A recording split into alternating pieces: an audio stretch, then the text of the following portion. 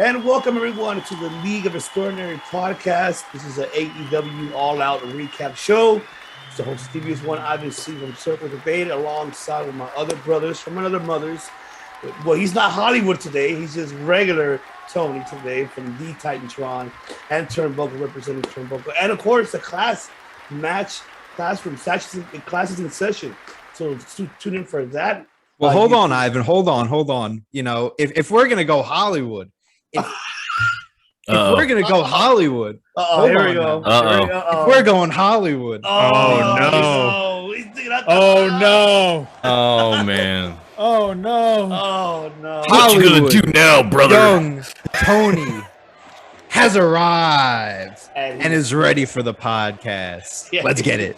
That's and of course I have my other brother from another mother, the father of podcasting, because we need a supervised adult to watch us, especially us kids acting like kids. Especially with the Hollywood right there. Of course, my brother Ted from WREWIND Wrestling Radio Network. What's going on, brother? Oh, it's good to be here, brother. It's good to be back on. That's right. And not in a car. Not in a car vlogging for like almost 20 hours.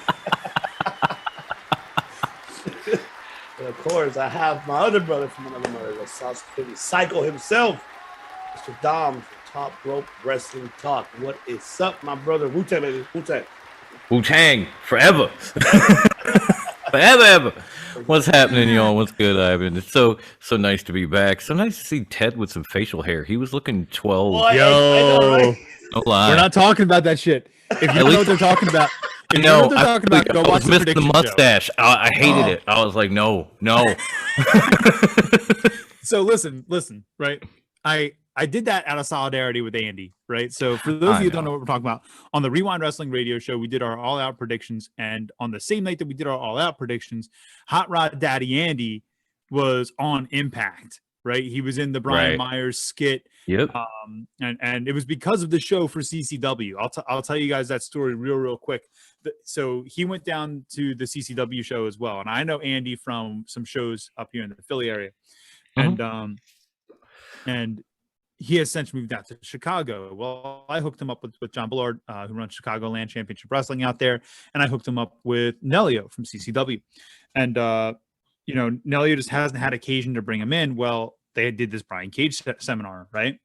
So I convinced him. I'm like, yo, Andy, just come down, bring the gimmick down, come down, do the seminar, and I'll talk to people, right? So he signs up for the seminar. I text Nelio. I'm like, yo, this guy's, tell Cage to watch for this guy, because Cage gets to pick some people to be in a match on the card. And so we get there right as Andy is in the ring with Cage, right? So Ivy's taking video on her phone for him and everything, right? And he goes up and he goes, I'm going to do a test of strength with Brian Cage, guys. I'm going to do a test of strength with Brian Cage, right? And they lock horns, right?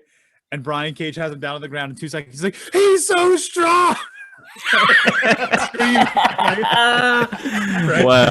And this is totally Andy stayed in gimmick the entire seminar. It was fantastic. And Andy's gimmick is so over the top. So then Andy gets in a pre-show tag team match, right? And he lights the crowd up. The other three guys were all great workers, but Andy lights the crowd up, right? Well, the referee for that match is a producer for Impact.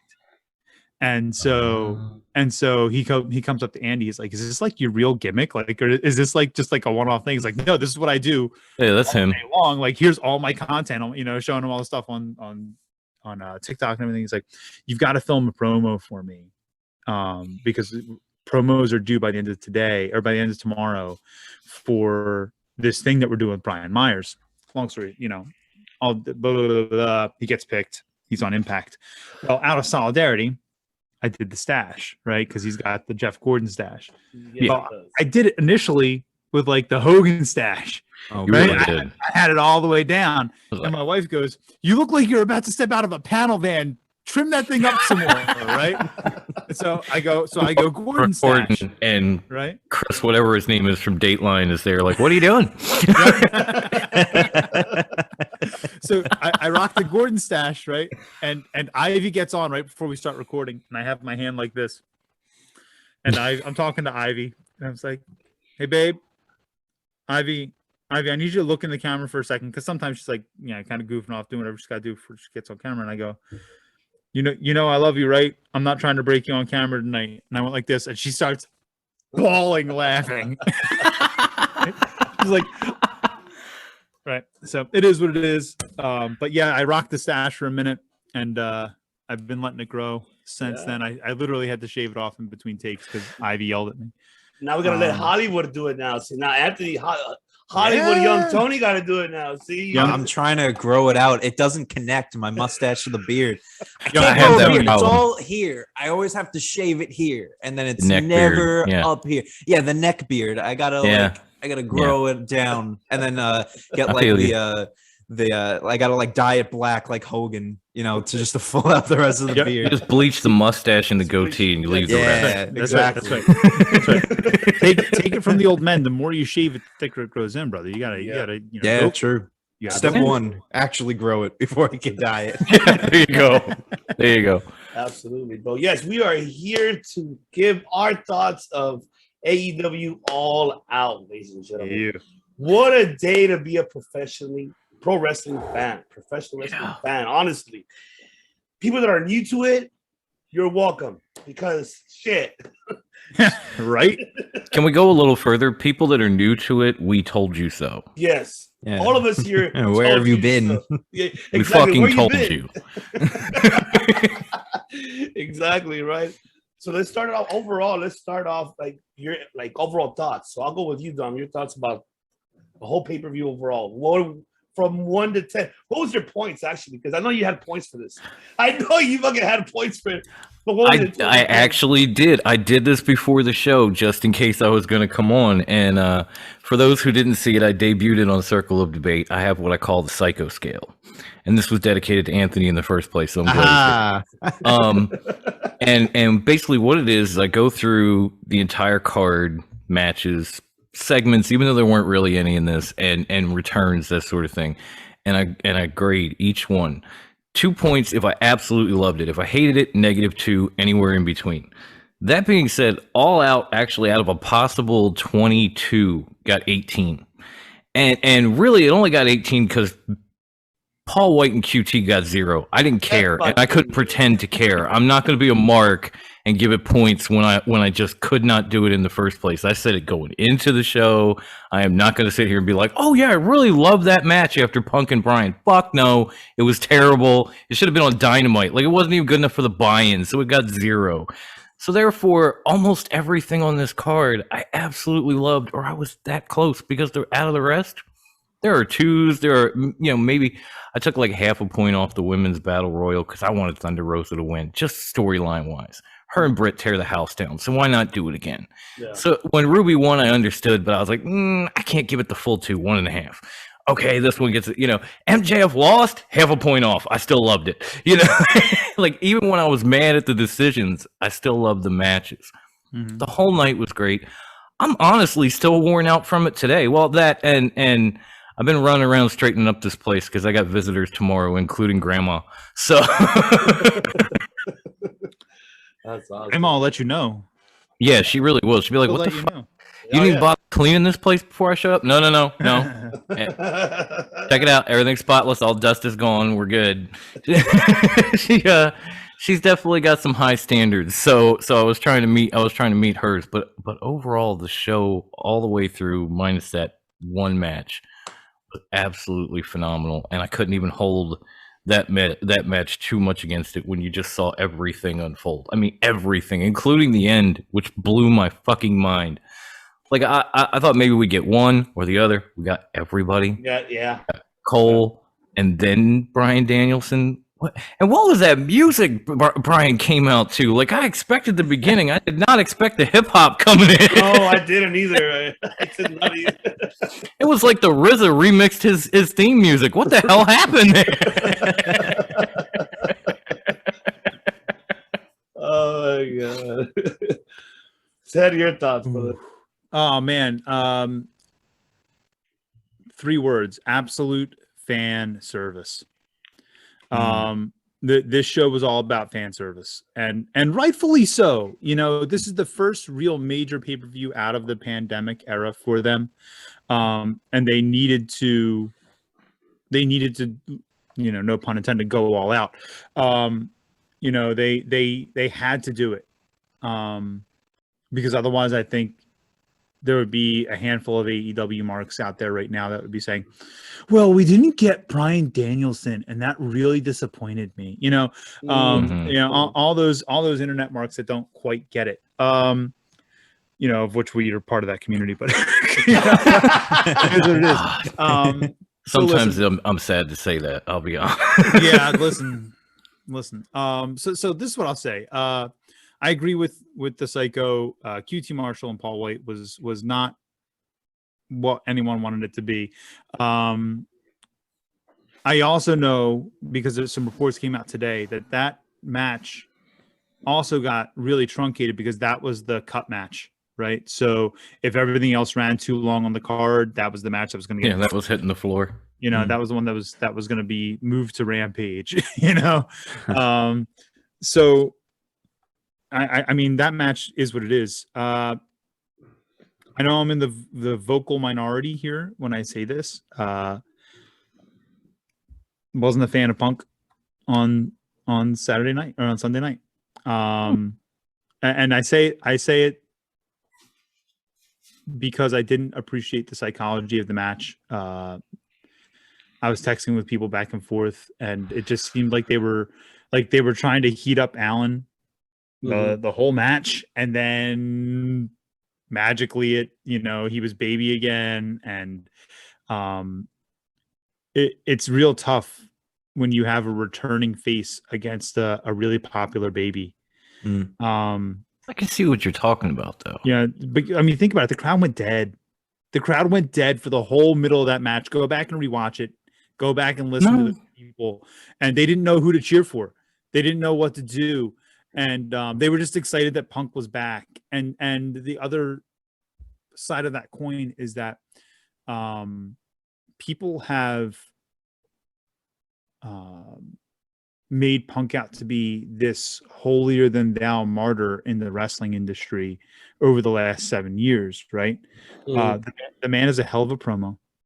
The man can work. The man can work. He's a good worker. But he's not on the same playing field as a Daniel Bryan or Bryan Danielson. He's on the same playing field as an AJ Styles or as a Kenny Omega or as an Adam Cole. He's just not there.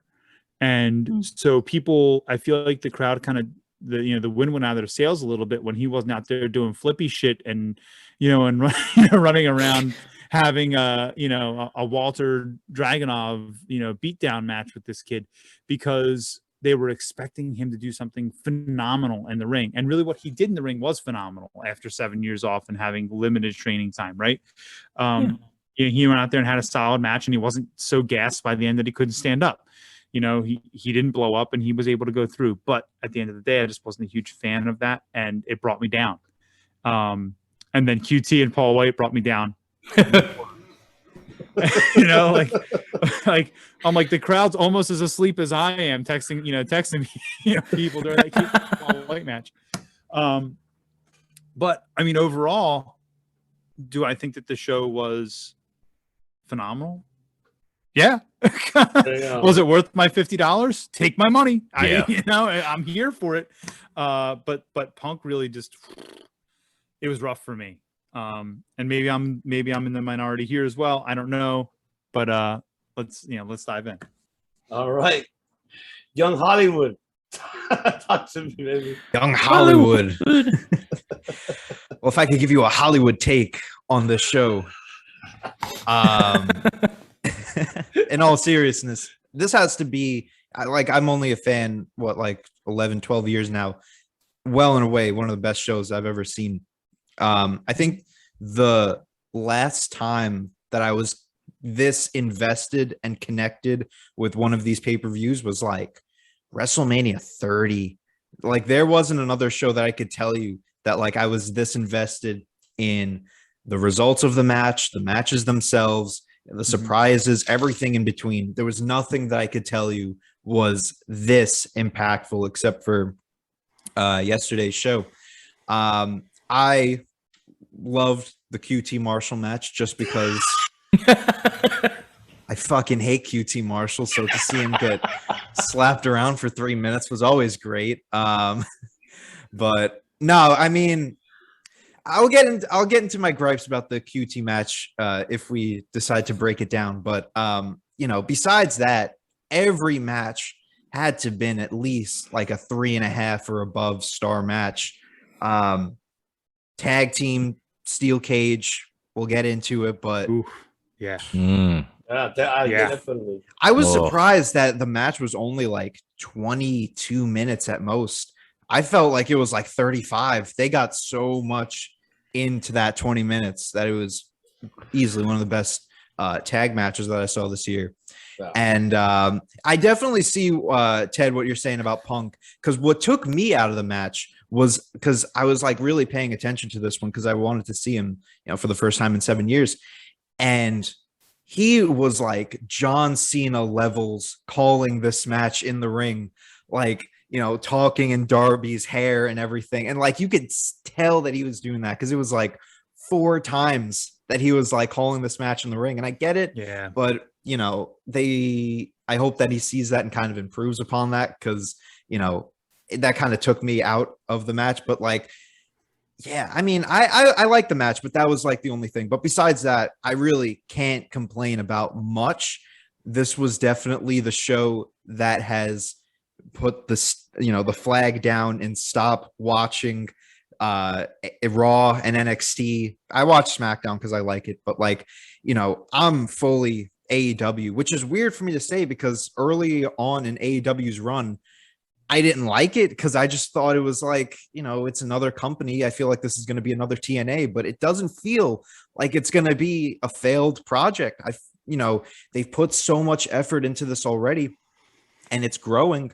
So I don't, if All Out was anything to explain what's to come, we're in for something. So, I mean, Adam Cole and Daniel Bryan, Ivan, I was telling you off camera, you know, I was watching with my dad and, you know, we get the Kenny promo, whatever. And then Adam Cole's music hits and we're like, I have to take my glasses off for this one.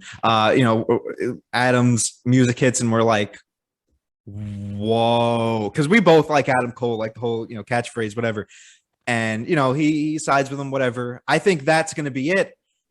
And then Bryan Danielson comes out and we're like, what? That is insane. Also, side note to Dom's point about his music, man, I was jamming out to that song because like Flight of the Valkyries, you know, like the music hits, I'm like dun, dun, dun, dun, dun, dun, and then it's like dun, dun, dun, dun, dun, dun, dun, dun, dun. Oh, I'm gonna like that one. But also another point about, because I listened to the theme song because it's already posted, and apparently like once the like beat hits, they added in the chant for like Bryan Danielson where it's like, you're gonna get your fucking head kicked in. Dun, dun, dun, dun, dun. I didn't even realize that. I thought that was a really cool. I didn't either. I didn't either. Oh wow, okay. Yeah, I mean, you couldn't really hear it over like, you know, all of Chicago screaming their heads off, but yeah, exactly.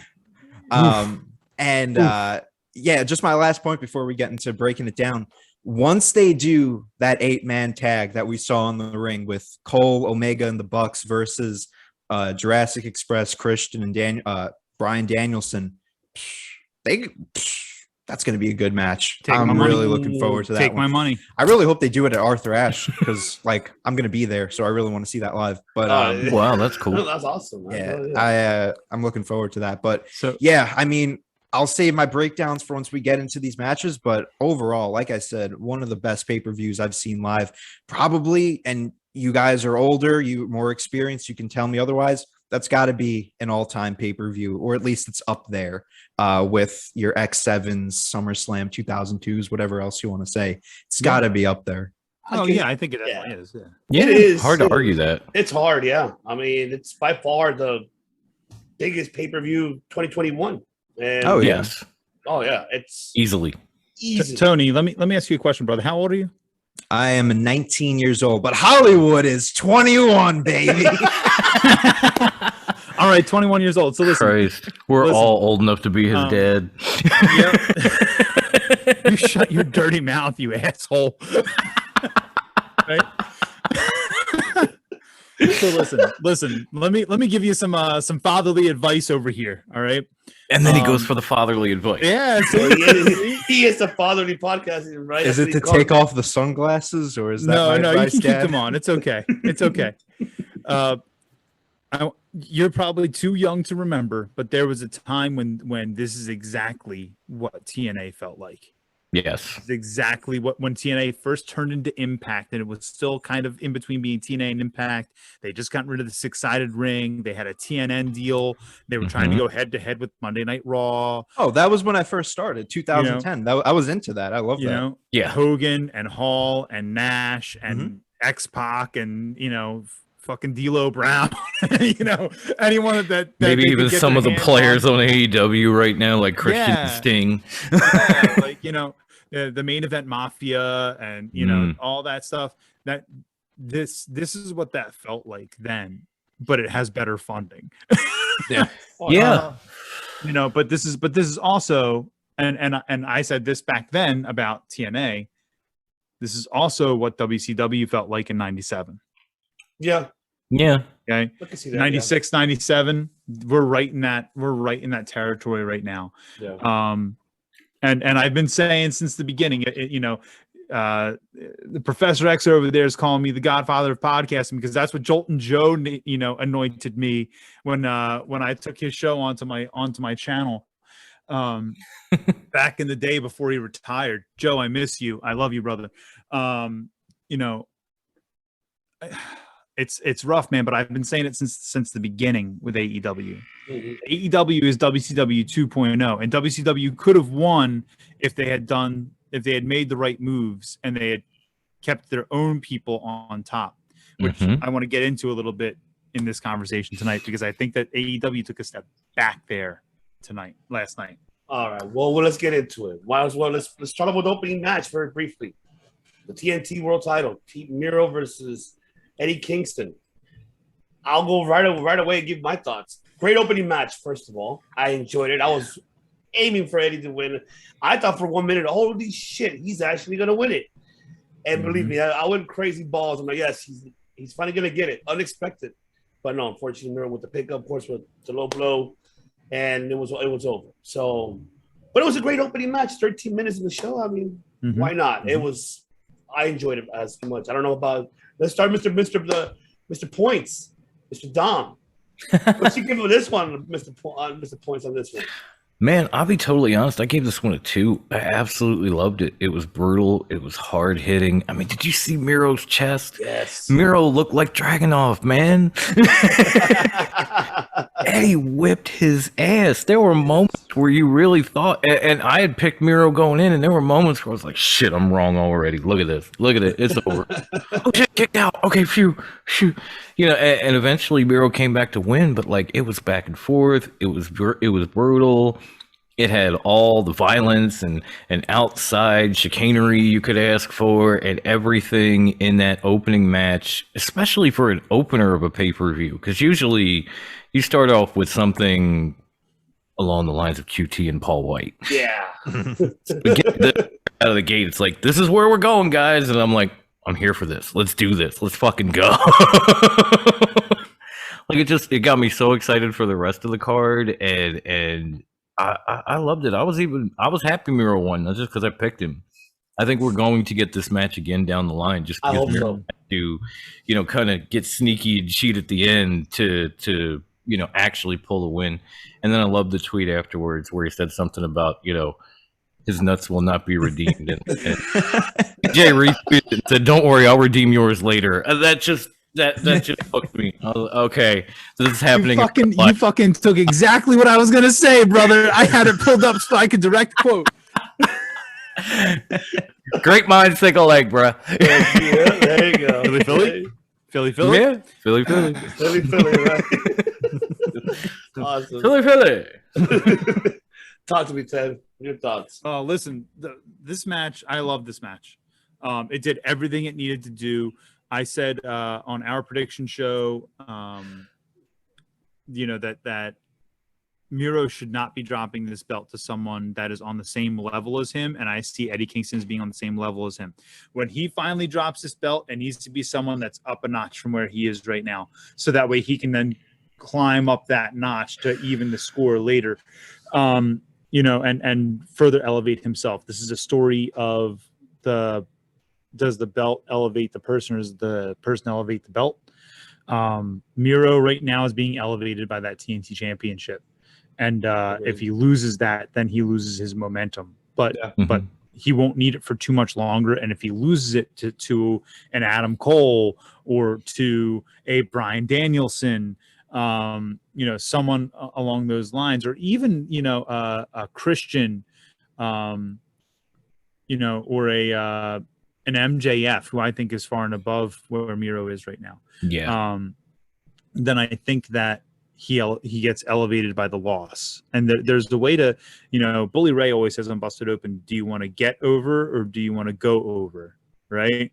Going over doesn't always mean you get over. Right. Exactly. And yeah, CJ Lana, I'll redeem yours when you get home. It was the perfect ending, man. It was the perfect ending. Because he only lies down from one person. Can't be on this too long. I got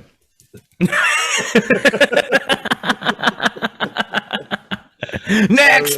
I love it. Young Hollywood Tony. Oh man, really good match. I feel like this was one of the matches that not a lot of people were talking about. But I knew deep down that it was going to be one of the more like underrated, surprising moments of the night. I feel like Eddie Kingston has just become the MVP of short storylines, like last minute storylines, because he did it with Moxley and it was one of the best stories in his run. And now he's doing it with Miro and everything with like redeem these nuts and everything. I gotta buy that shirt, by the way. I want that shirt. I honestly wasn't even surprised that they made that a shirt as quickly as they did, because they definitely just wanted to cash out on that as quickly as possible. But which is genius. Yeah, very genius. Yes. I wasn't too into it at the beginning just because I felt like it was, Miro was slowing it down and Eddie was just chopping him, which I was like, all right, but how much can you chop this guy? But then like it really started going. All the shit with the ref was like, it was good. I think it's the point is that I didn't like it because, it's the heel gets over in the end. So that's the point. But at the end of the day, it was well, planned out and everything. So, decent ending, but just hard hitting match. I think that was a good way to start it off. And yeah, I want to see this again. I hope they put a stipulation to it, like a street fight or something. And yeah. I mean, I hope so. Yeah, I hope that they do a street fight, continue with hopefully maybe on a Rampage or on Dynamite. Hopefully, you never know. But I'm loving it. It's like a whole school of Eddie Kingston, All Japan, how they were mentioning it. Dragon Gate just remind me of him a little bit of that, and I love that. So definitely kudos to those two for a great opening match. Then we had the second one. We had Moxley versus Kojima. I'll give mine right away. It was all right. But the aftermath, when we saw, and I was losing my mind, of course, is Minoru Suzuki showing up. You could tell that the crowd in the front did not knew who the fuck he was. People in the back were like, yes, Suzuki. But the people in the front were like, who's this guy? Like, just quiet, just like watching literally just them two in the ring. They don't know who he was. And people, and I want to get this very out of the way.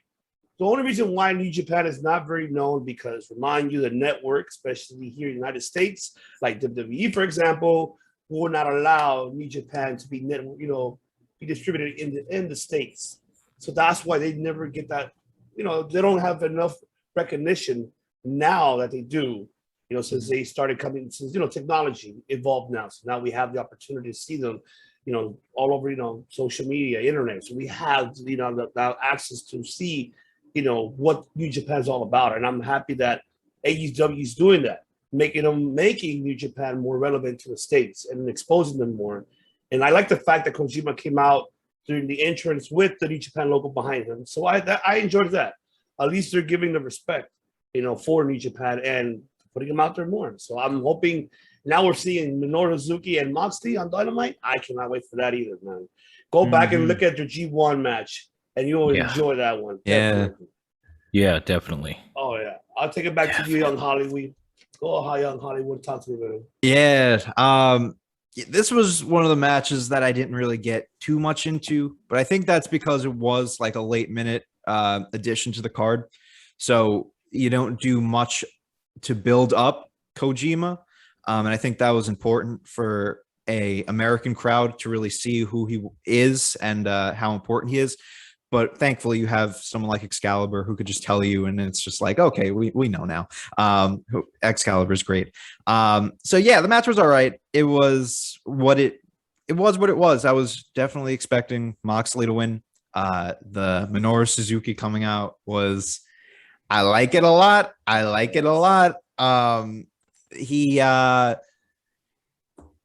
Like you said, the G1 match, that's one of the matches that I went back and watched a few weeks ago, and I was like, this is really good. So to see that on Wednesday coming up is going to be really, really good. And I even like that the crowd even knew that little part in the theme song. I feel like MGC really appreciated that. Oh yeah, he did. I just knew it. Once they did it, I was like, that got Matt Callis for sure. Oh yeah, it got him. Oh, definitely. You missed it. The barbecue high. He was, oh my God, it's Minoru Suzuki, man. Yes, Matt. We know. I can only imagine. Yeah, you can only imagine, man. And that's like one of the moments that I mentioned, not a lot of people are talking about Miro and Eddie Kingston. No one's talking about Minoru coming out. Like everyone's Ruby Soho and Bryan Danielson. I feel like no one's mentioning about Minoru. And I guess, it's because he's not really signed with AEW. He's just doing this one-time appearance. But still, it's a pretty big deal that we're going to get Moxley and Minoru. And I'm surprised that they're doing it so soon. I feel like they would stretch it out or like give it a week or something. But they're going for it. And I don't blame them because I want to see that as soon as possible. So, yeah, I mean, the match was okay.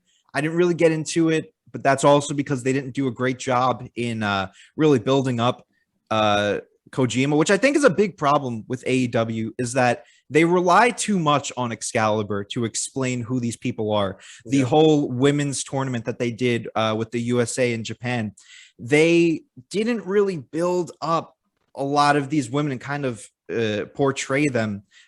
Even the finals match with Ryu Mizunami and Hikaru Shida, they had a whole storyline that no one knew about because they didn't play into that. Yeah. And it was only until, the commentary talked about it. But you need more of a story to really, get people hooked on a new person like that. So hopefully they do it for Suzuki. I don't really care either way because I'm looking forward to the match. But yeah, it was a decent match overall. Awesome. Godfather podcasting. Talk to me. This match, I actually enjoyed the hell out of this match because Moxley got to work his style from Japan a little bit, and we don't see that in AEW a whole lot. We see balls to the wall Moxley a whole lot. But Japan Moxley's different, and it's always different when those guys go over there. I mean, if you look at Eddie and Jericho from Japan in the 90s, very different wrestlers than you got in WCW in the 90s, Definitely. So you have to look there. There's a pattern of behavior here, folks, right? And we got to get a little taste of that, and now we're getting another little taste of that, which I think is the whole purpose behind him calling out this New Japan crowd right now, is that we get to see a different side of Mox, so that when they do elevate him back up and maybe make him the first two-time AEW champion, which I think will happen. I think he will be the first two-timer. I think that will be another feather in the cap for him. I think the commentary team that has the ability to say, we've seen this man go toe to toe with everyone from New Japan. We've seen him go toe to toe with everybody from AEW. We've seen, and they can run down the list. And that's why I think that they're building him up this way. Suzuki, amazing. Right?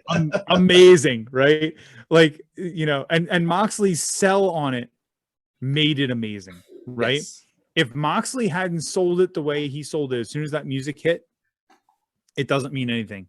We know that it's Right. going to be a banger. We know that it's going to be fun, but what does that mean to anybody? But Mox's eyes get wide. His facials are just perfect on it. And then you just see him on camera go, Fuck. Yes. right? And listen, that's everything. That's everything. There's not a whole lot more I can add to it. You know, the young kid over here, you know, that's you know, outsmarking us all at this point. You know, he covered it all at this point. But yeah, man, it's You got to let the phenomenal. I youth can't wait have for one every Wednesday. once in a while. Once in a while, you know. Once in a while. Age before beauty. Age before beauty, you know. You got to let them have, you got to learn from them, hence the psycho scale, you know. Siphon off some of that youth. It keeps you young. That's right. That's right. That's right. South Philly Psycho, talk to me, baby. Yeah, I mean, I do agree a little bit with Hollywood. Like, coming into this, I wasn't extraordinarily excited for this match, but that's but for a different reason, because you saw on Dynamite where Mox had been talking about and cutting promos on Tanahashi, and then the contract went out, and you thought, oh shit, we're getting this. Like, this is happening. Yeah. This is going down and all out. And then all of a sudden you heard Kojima, and nothing wrong with Kojima, nothing. But he's not Tanahashi. Not a lot of people are. Let's be real. Not a lot of people are Tanahashi in the wrestling game. I mean, he's done everything in New Japan that you can possibly do, and then some, sometimes twice. But when we got to the match and it started to, you know, unfold, again, I'm sitting there and it's kind of like watching Miro and Eddie Kingston, only maybe on another level. Like, these two are just stiff, and they are just killing one another. And I am just absolutely loving it. And we get to the, you know, we finally get to the end. Kojima gets put away with a couple of paradigm shifts. Mox even pulled out, I call it the Ode to Ambrose, where he kind of flipped off the rope, came back with the clothesline. I hadn't seen that in AEW yet. Yeah. So I do agree with Ted, where he definitely changed his style working this match and was a little more New Japan, a little more, just a teeny bit of Ambrose, maybe just a little bit to throw the crowd off, and that was cool too. But then as soon as that music hit, this was my first mark out moment of the night. I was like, holy shit, it's fucking Suzuki.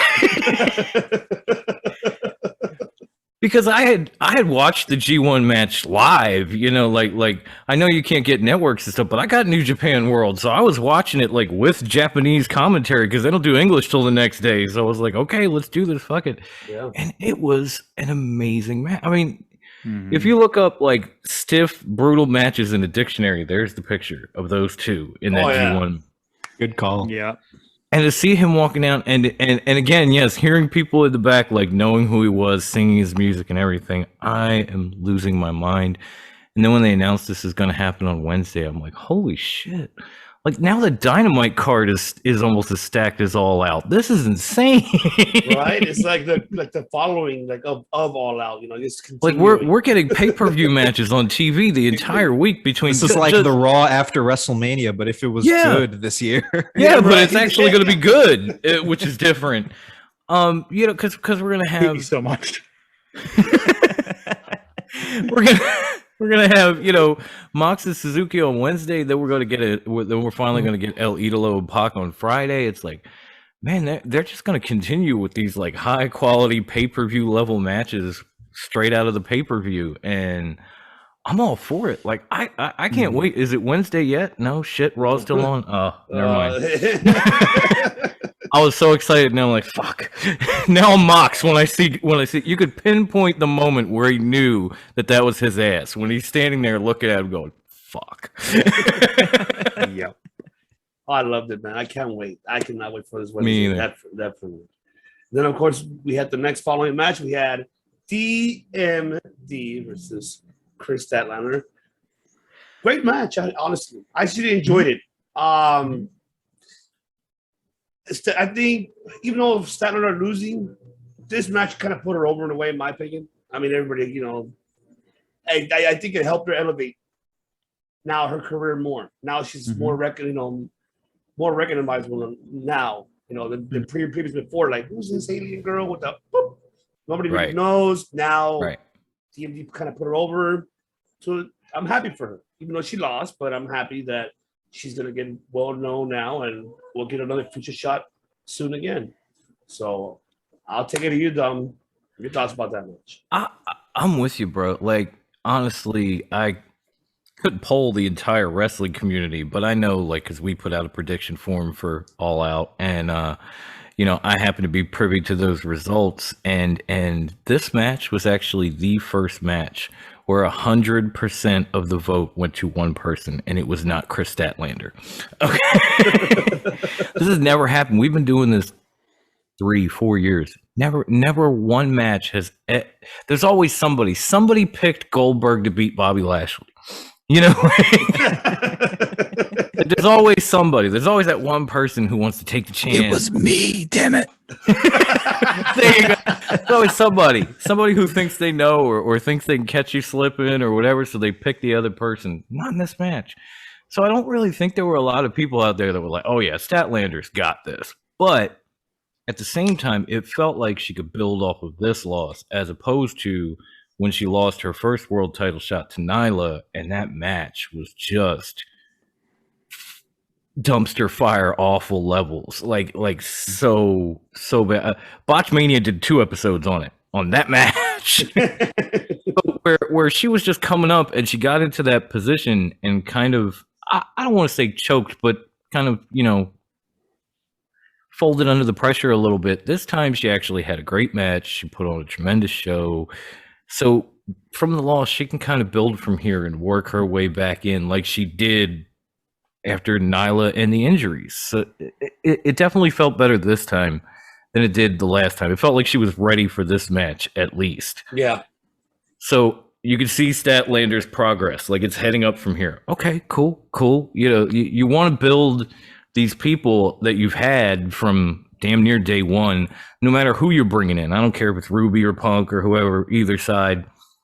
You want to keep this AEW talent on the rise, because even if you're using these guys today, you're going to need these younger people that you've been grooming somewhere down the line. Agreed. I don't think WWE sees that, but AEW might. Agreed. All right. Ted, your thoughts? I think it was a great match. I think, in our predictions on our show, I said Statlander is a phenomenal talent. I love watching her in the ring. I think that she is entertaining. She's a great balance of entertainment and in-ring acumen. But it wasn't her time because she just didn't have the name yet. And you can't take the rocket off Britt Baker unless you have someone else that you're ready to send to the moon, Right. And they aren't ready to send her to the moon yet, so it kind of is what it is. I would look for Statlander to next up maybe have something to do with Thunder Rosa or Nyla Rose, or maybe even Sheeta. Oh yeah. And look for that to be a longer drawn out feud where you get maybe 3-4 matches out of it, culminating with a bigger pay-per-view match. And it might not all happen in one shot. It might be, they have a spot for 2 weeks in a row on Dynamite, promo 1 week, match another week, and then they go off and they have their singles matches elsewhere, tag matches elsewhere, and then they come back to it a couple months later, because AEW is really good about that. Yeah. With the long-term booking. So I would look for them to involve her with those higher level AEW women's locker room people at this point, so that she has the opportunity to continue to build that brand, and to build that name. And to Dom's point, AEW does, I hope, see the value in that, although we'll get into that a little bit more in a few minutes here. But I disagree that WWE doesn't see it. This is an all-out, recap show, and so I don't want to dive off into the deep end here on Ivan, because Nah, there's always another show. We could go for hours, but I think that's the whole point of the NXT rebrand. Is that they don't feel like they have a system in which they can grow people anymore because they're constantly bringing in people that have already been grown somewhere else. So I think that's the point behind the rebrand. And while I'm not super excited for it, I'm willing to look at it and wait and see what it is. The same way 3 years ago, I was willing to wait and see what was going to happen with AEW. You know? Oh yeah, like don't get me wrong, I don't want to get too deep into it, but that's the hope for me that I'm keeping my fingers crossed. Is like, if they have these plans and they're looking to, change the developmental system, and then they will use these people the way they were used in the developmental system on their shows, then yeah, it'll be worth it. If not, then but I'll leave it at that. Yeah, but this match was great. I mean, I can't really find a flaw in it. They put on a great show. Yeah, definitely agree. Young Hollywood.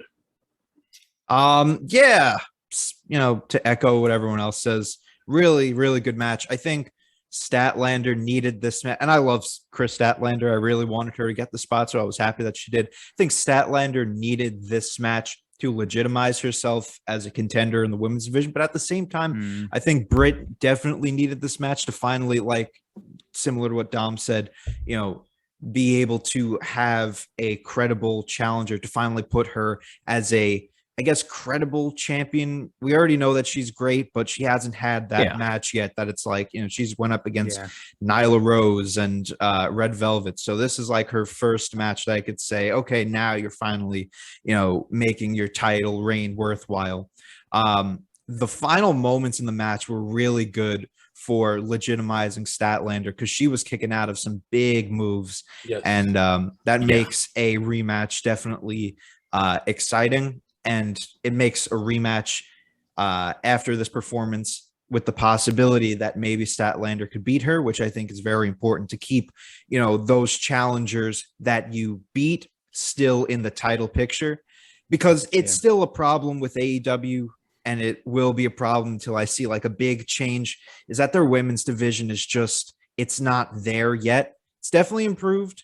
But even like with this past story, with this Statlander feud, it's that, sure, you have your different storylines that they've been building up better in recent weeks. And I think I talked about this, Ivan, when we did our circle debate, like, they've done a better job, even with this whole Bunny and Tay Conti and Anna Jay stuff.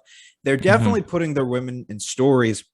But what about Britt Baker and Statlander? They didn't have a story until, 2 weeks ago, last week? That's really where it matters. It kind of went back to Rampage, basically.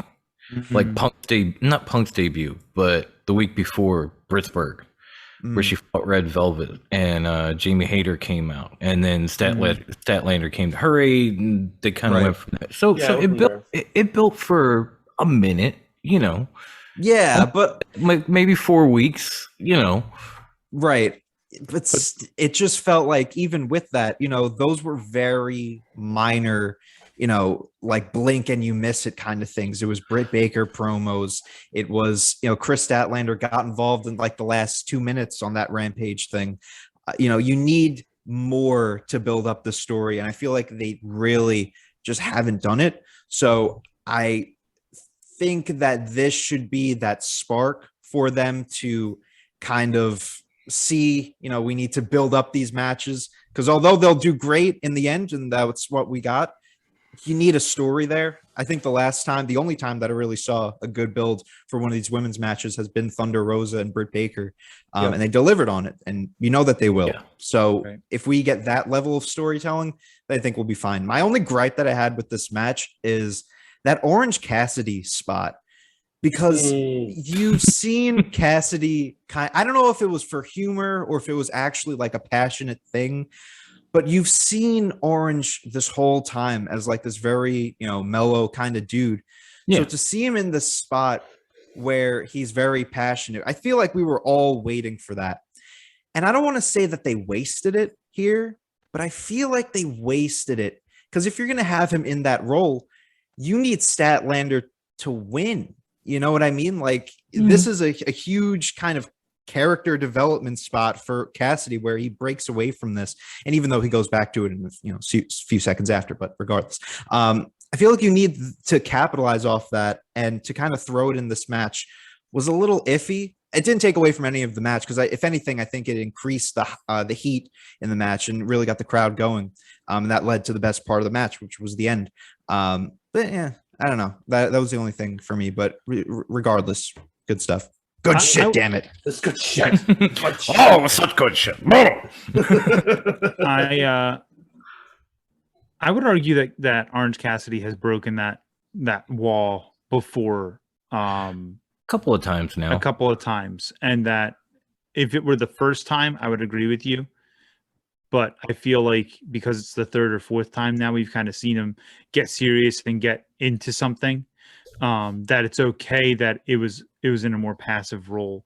Right. And I would also encourage people that are watching and listening to think about what kind of wrestling they are looking for based on what you just said, Tony. The WWE, what we've all kind of come up on in these last 20 years, really, right?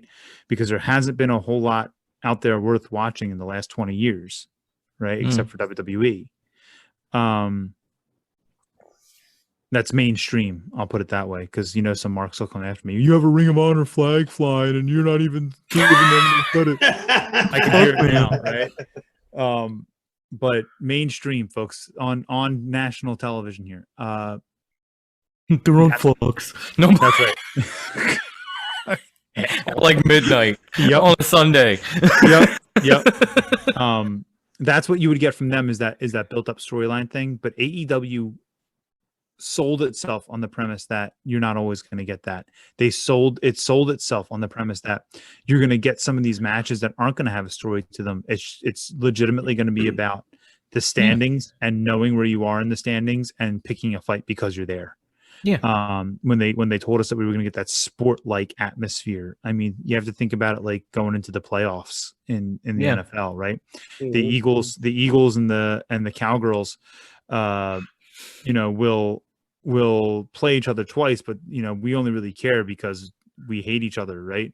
But there's no story to be told there. But if there's a playoff spot, on the line, hanging in the balance, game 17 of the season, and it's against the Cowgirls, the birds are going to be a little bit more fired up, and I think that's what we were getting from this in particular story.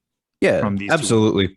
And you might be right with that Orange Cassidy thing, because I don't watch. Like I watch, I'm starting to watch more with AEW, but like before I wouldn't watch all the time. But yeah, I mean, I think my only thing for that point is that how many times can you do that with the women? You know what I mean? Every story that I've seen, it's kind of just been they use the same story. It's like, okay, you're number one, so you get the champ. And but meanwhile, for the most part, all the men's storylines have had, and I don't want to make this, other stuff involved, but most of the men's storylines have had the story. So you're right. There's definitely potential to do it, but I would, to their point of making it more sports centric, they're definitely doing it right. But we could do a little story for the women. Why not? Yeah, but I see what you're saying though, because they've been using the rankings angle since before Britt even won the belt.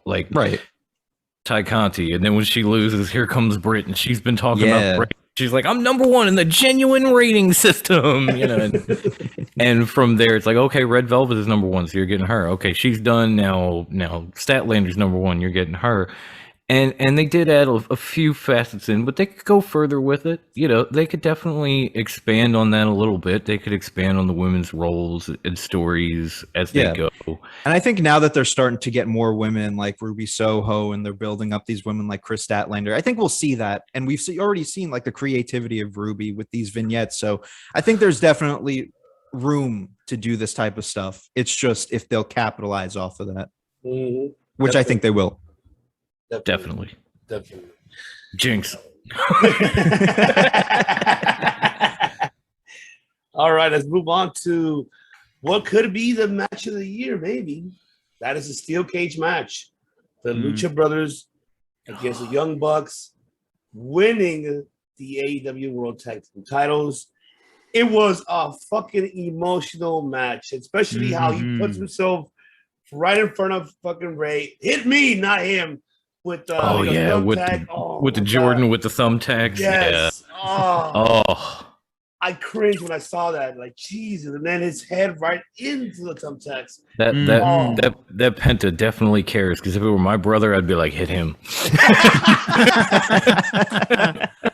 I'm ugly enough. Hit him. You see his face. I gotta protect his face. Hit my brother more. He's more uglier. Right. This has got to be on camera. Hit him. But yes, this match was emotional, and I love the fact how, the whole storytelling was awesome. It's great emotional, storytelling, and seeing the end. Penta's family coming out. Hey, he finally did it. And Ray Phoenix as well. A lot of people thought we were gonna see Andrade somehow get involved in this and making him win. Why not? I think a lot of us probably did assume that, but I'm glad it didn't happen. I'm kind of glad it went this direction. And now, obviously, we have to see what's the outcome of it now, the aftermath. And now, what are they going to do with the Andrade story? I mean, we're going to see it on Friday, but now, are we still going to see Lucha Bros turning heel? Or what are we going to see exactly? So, I'll take it back to you, Hollywood. Your thoughts about the match. And what do you think they should do with this Andrade and Lucha Brothers storyline? You think they should still move forward with it, or what do you think they should do? Yeah, well, first of all, definitely match of the year contender. I think my match of the year is still Dragunov and Walter. Yes. Because that was a fucking great match right there. But this is, if not match of the year, then at least tag team match of the year. Which isn't that much competition if you're going up against WWE, but regardless.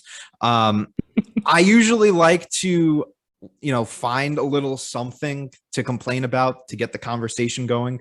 But I can't tell you much to complain about here. I watched the BTE, like their web series, because I wanted to see what happened with Cole. And they aired a lot of footage from that match, and it looked brutal up close. Like they got right in on that spot with the shoe when he was just pushing his face into that thumbtack shoe, and he was getting in there. Dude, everything with like Ray Phoenix jumping off the cage, the visual of Penta with the bloody face. This definitely is up there. It's probably my number 2 match of the year. But that emotion sold it so well. Once that spot hit me instead, that was when I knew that we were watching something really good here. And yeah, I mean, as far as everything with Pac and Andrade, I'm okay with them not having Andrade in here, because I feel like this was a title win that needed to be focused on the sheer emotion of, Phoenix and Penta really getting the win. As far as where you go from here, I kind of want to see Lucha Brothers stay face. I know seeing them with Andrade is a cool visual with the stable, but I mean, there's so many opportunities with Lucha Brothers there's, with heel too, but we see such this emotional title victory that I kind of want to see them right off of this and kind of be that champion, those champions that want to face everyone. And we even saw it in the post press conference that they do, that they said, we want to face everyone, be it in AEW or out of AEW. So I like that mentality of being like the fighting champions. And although you can get it as a heel, I don't think you're going to get it nearly as good as being an open challenge as a face. So the Andrade storyline could keep going. Like I said, maybe they'll pair him up with him, but I'm more than happy with this match, the result, and seeing the Lucha Brothers as a face going forward. Definitely number 2 match of the year for me. Maybe number 1. I might have to rewatch it again, but damn, it was good. That was good shit right there. That's good shit, damn it. Fuck, it was good shit. My high-pitched voice can't do the Vince McMahon, but Godfather, talk to me, baby. Listen, this match was balls to the wall. right up there with Walter Dragunov. Like Tony said, I love that nobody else got involved. I love that it was a quote unquote clean finish, despite all the shenanigans. Really, I mean, there's nothing. This is one of the few matches where I have nothing to complain about. Like Tony said, just really great storytelling. And it's it was again a long-term story. The Bucks beat Lucha Brothers to get into the tag team tournament at one point, towards the beginning there, and it's just back and forth, and they've told it across multiple brands, and I think it'll continue to be that way. I think that they will stay face, and I think that their next opponents will be the Good Brothers. Okay. Wow. I like that. Nice. All right. Tom, talk to me, baby. Oh man, it's this is my number one match. Like, this was match of the night. This was match of the year. Nothing against Dragunov and Walter, but this is my match of the year. This was everything I expected and more. It was so personal. It was so brutal. It was so disrespectful, because I'm a Lucha fan forever, like 3 decades now, and to actually rip the mask of Penta and Phoenix so that you could start, jabbing away, kicking them with thumbtack Jordans and doing all this shit was like, you fucking pricks. Like I said that as soon as Penta got his mask ripped open, I was like, you fucking pricks. But as the match went on, I mean, I was like Ted, I was glad it was just between those 4.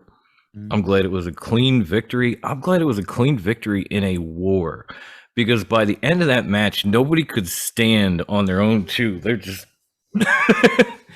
they all looked like they were white girl wasted, but they were just beaten to death. Best tag match of the night, Dom, for sure. It had to be. I mean, nothing against the rest of the card, because the card was amazing, but that stood out above all the rest. And as far as this whole thing with Andrade goes and stuff, I'm almost wondering, because if you've seen the Lucha Bros with crowds, they are beyond over.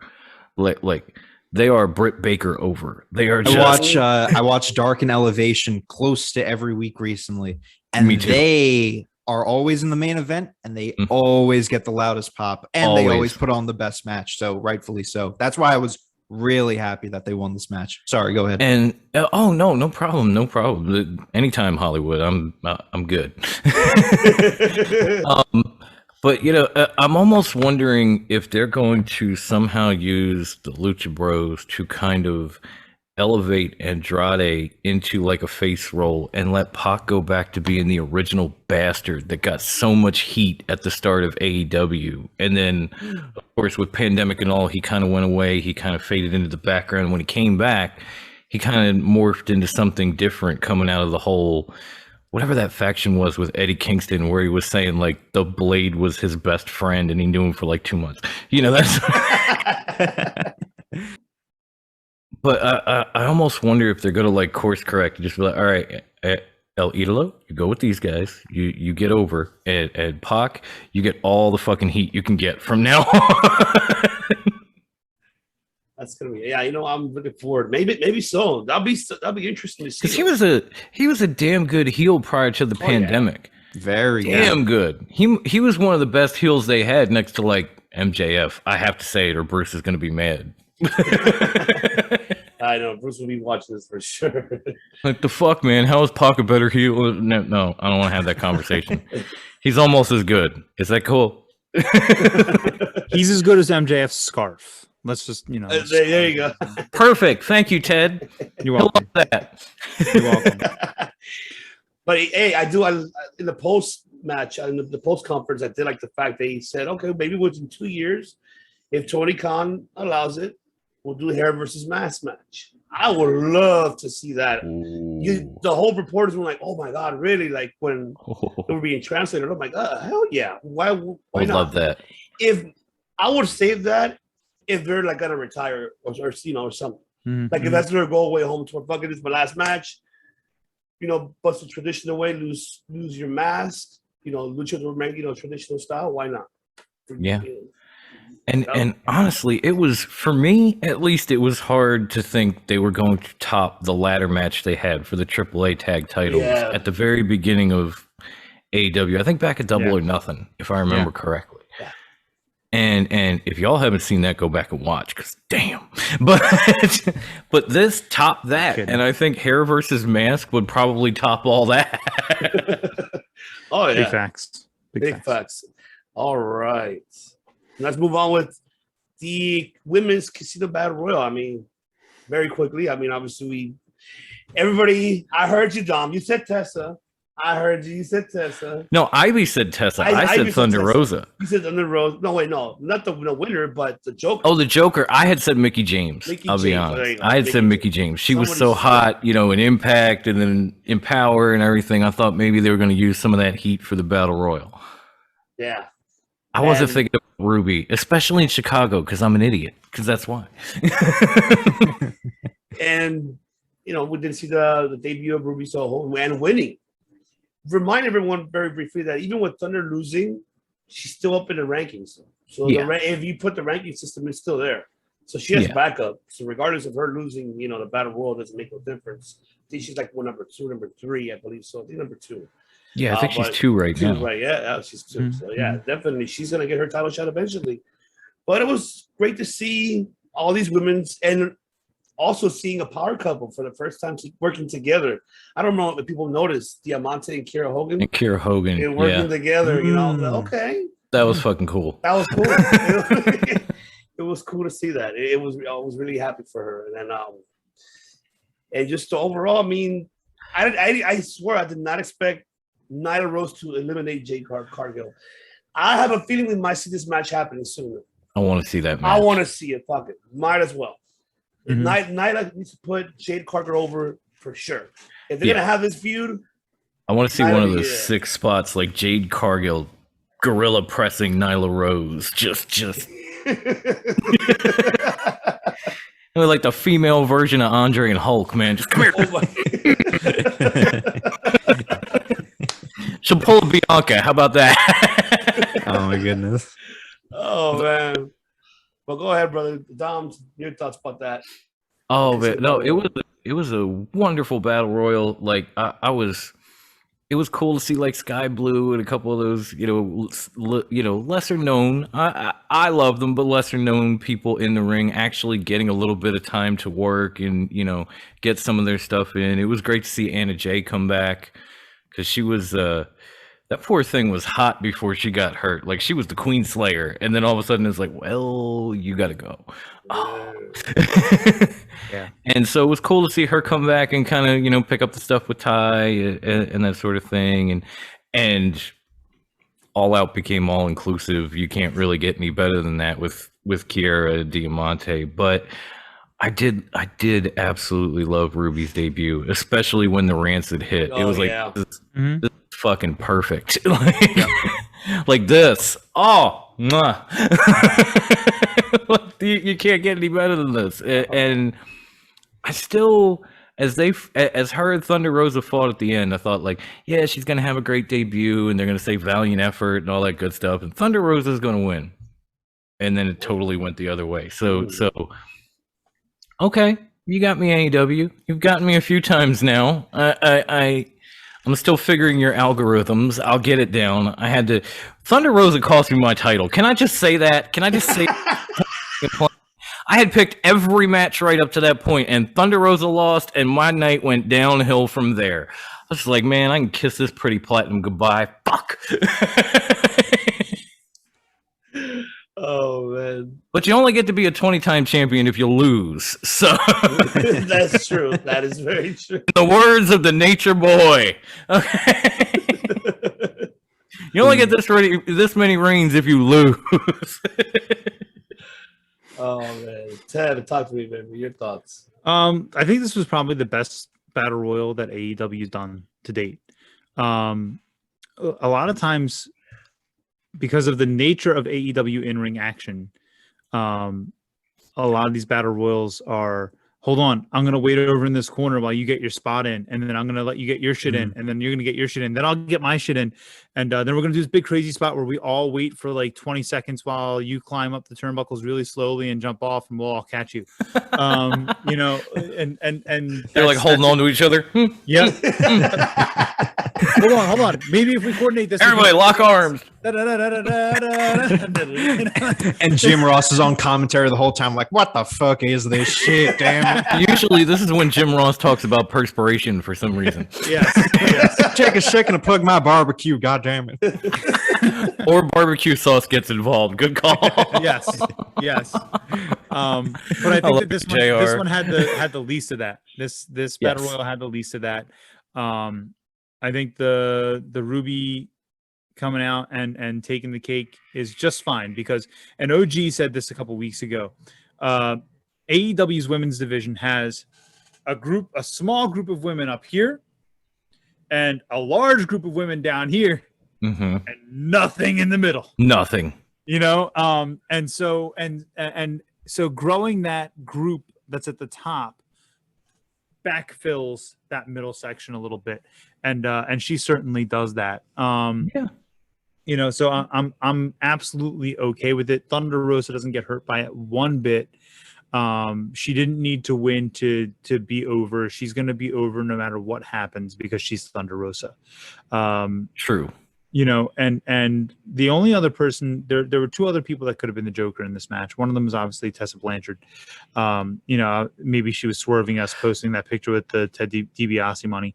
And then the second one, which I actually thought it could have been at the last second. Like, I'm texting the Rewind crew going, guys, what if it's Deonna Purrazzo? What if Purrazzo shows up, wins the number one contender spot, Goes and after Purrazzo goes after Britt? That's we got a female Kenny in the building now. That's where Impact gets its shine.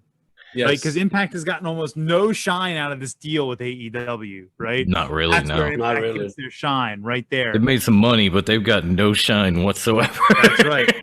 That's right.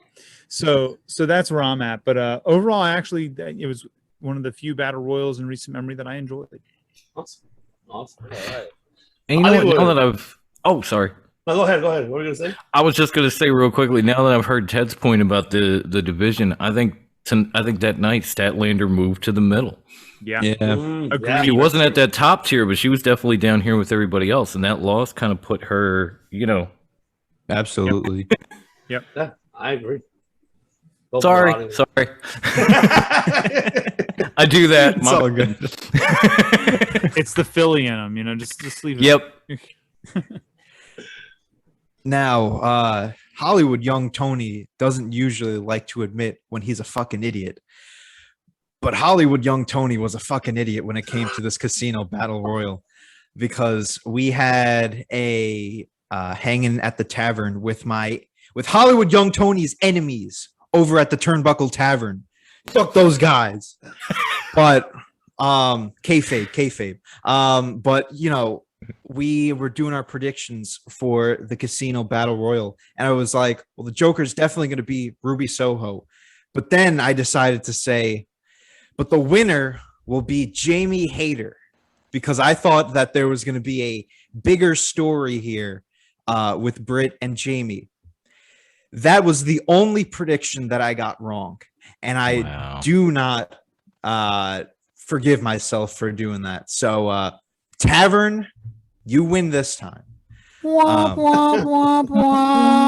Yes. I should have brought my soundboard. Yeah. Oh, yeah, true. I got you. Smart button. Ready?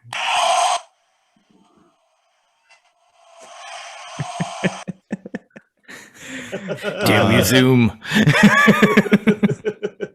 But in all seriousness, really good match. I thought it was with all these battle royals, I think the only downside to the casino stuff is that you don't get a chance to really take a breath when another card gets pulled and you have all of these 5 women just like darting to the ring.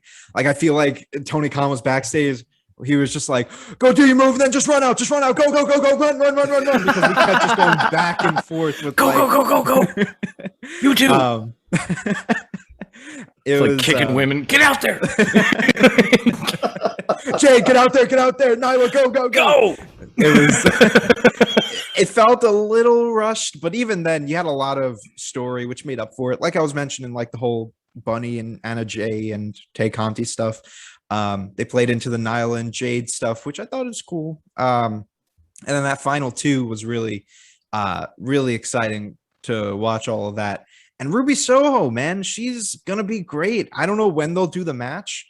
I don't feel like they'll hold off until Full Gear. I think they'll give it to her like maybe at Arthur Ashe. Maybe that is too soon, but who knows?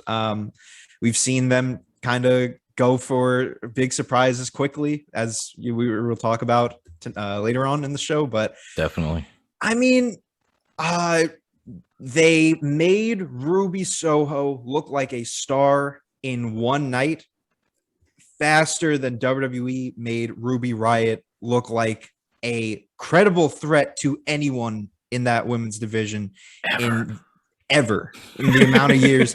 Like, how long was she in NXT? 2018. She wasn't there that long though in NXT. Like, because they called for a minute and then immediately, and they jumped the gun and called her up with Liv Morgan, Riot Squad, yeah. And then we don't have to go into everything that happened with that, but like one night was all it took for them to like really make Ruby this threat in the women's division. And I'm really looking forward to everything that they're going to do with, her and Britt and all these vignettes. I'm sure she's going to do kind of what like Darby Allin's doing with his little, videos. I kind of think, and Malachi Black, I think we're going to see the same with Ruby. And that helps a lot with the storytelling. I think Ruby's might end up better than like Darby Allin's art school dropout things, just as little clips here and there. It's like, Darby, we get it. Black and white, bad. You're violent. We know. Yeah, 100%. What I loved about Ruby's build up to her going to AEW was that out of all of the people that were released from WWE and kind of were hyping up that they were moving on elsewhere, she probably did it the best. Because sure, everyone does. Yeah, I was in a prison. Oh, no, I'm escaped from the prison. But she went a completely different angle. And I thought it was really well filmed. Thought it didn't really focus too much on WWE prison vibes, which I got from everyone else. And it was unique.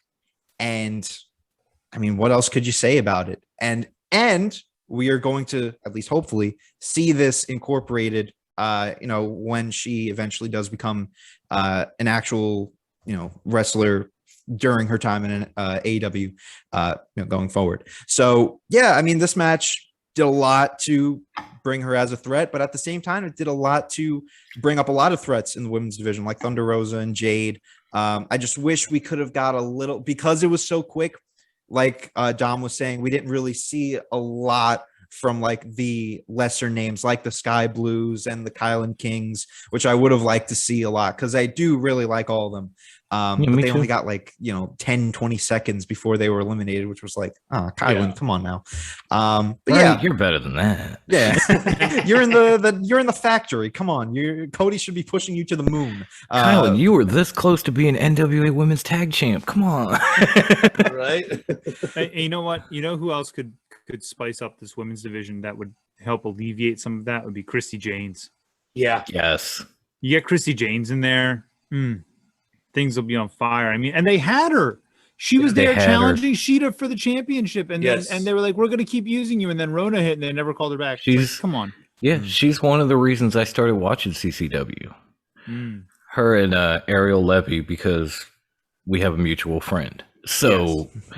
Yes. I'd been watching before I met you guys, and then I saw you guys, and I was like, wait a minute, I know that ref.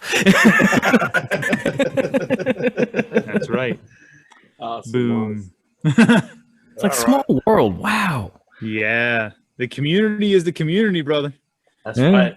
Very, very true. Now we got the good jokes. Chris Jericho. Good joke. The good jokes. As much people, I call him a good joke. I mean, the man's done it all, but that's why he's a good joke. He, put his career on the line against MJF, and he won with the Walls of Jericho. I was expecting to go like old school, like the Lionheart Walls of Jericho with the knee in the back. I was waiting for that, but it didn't happen.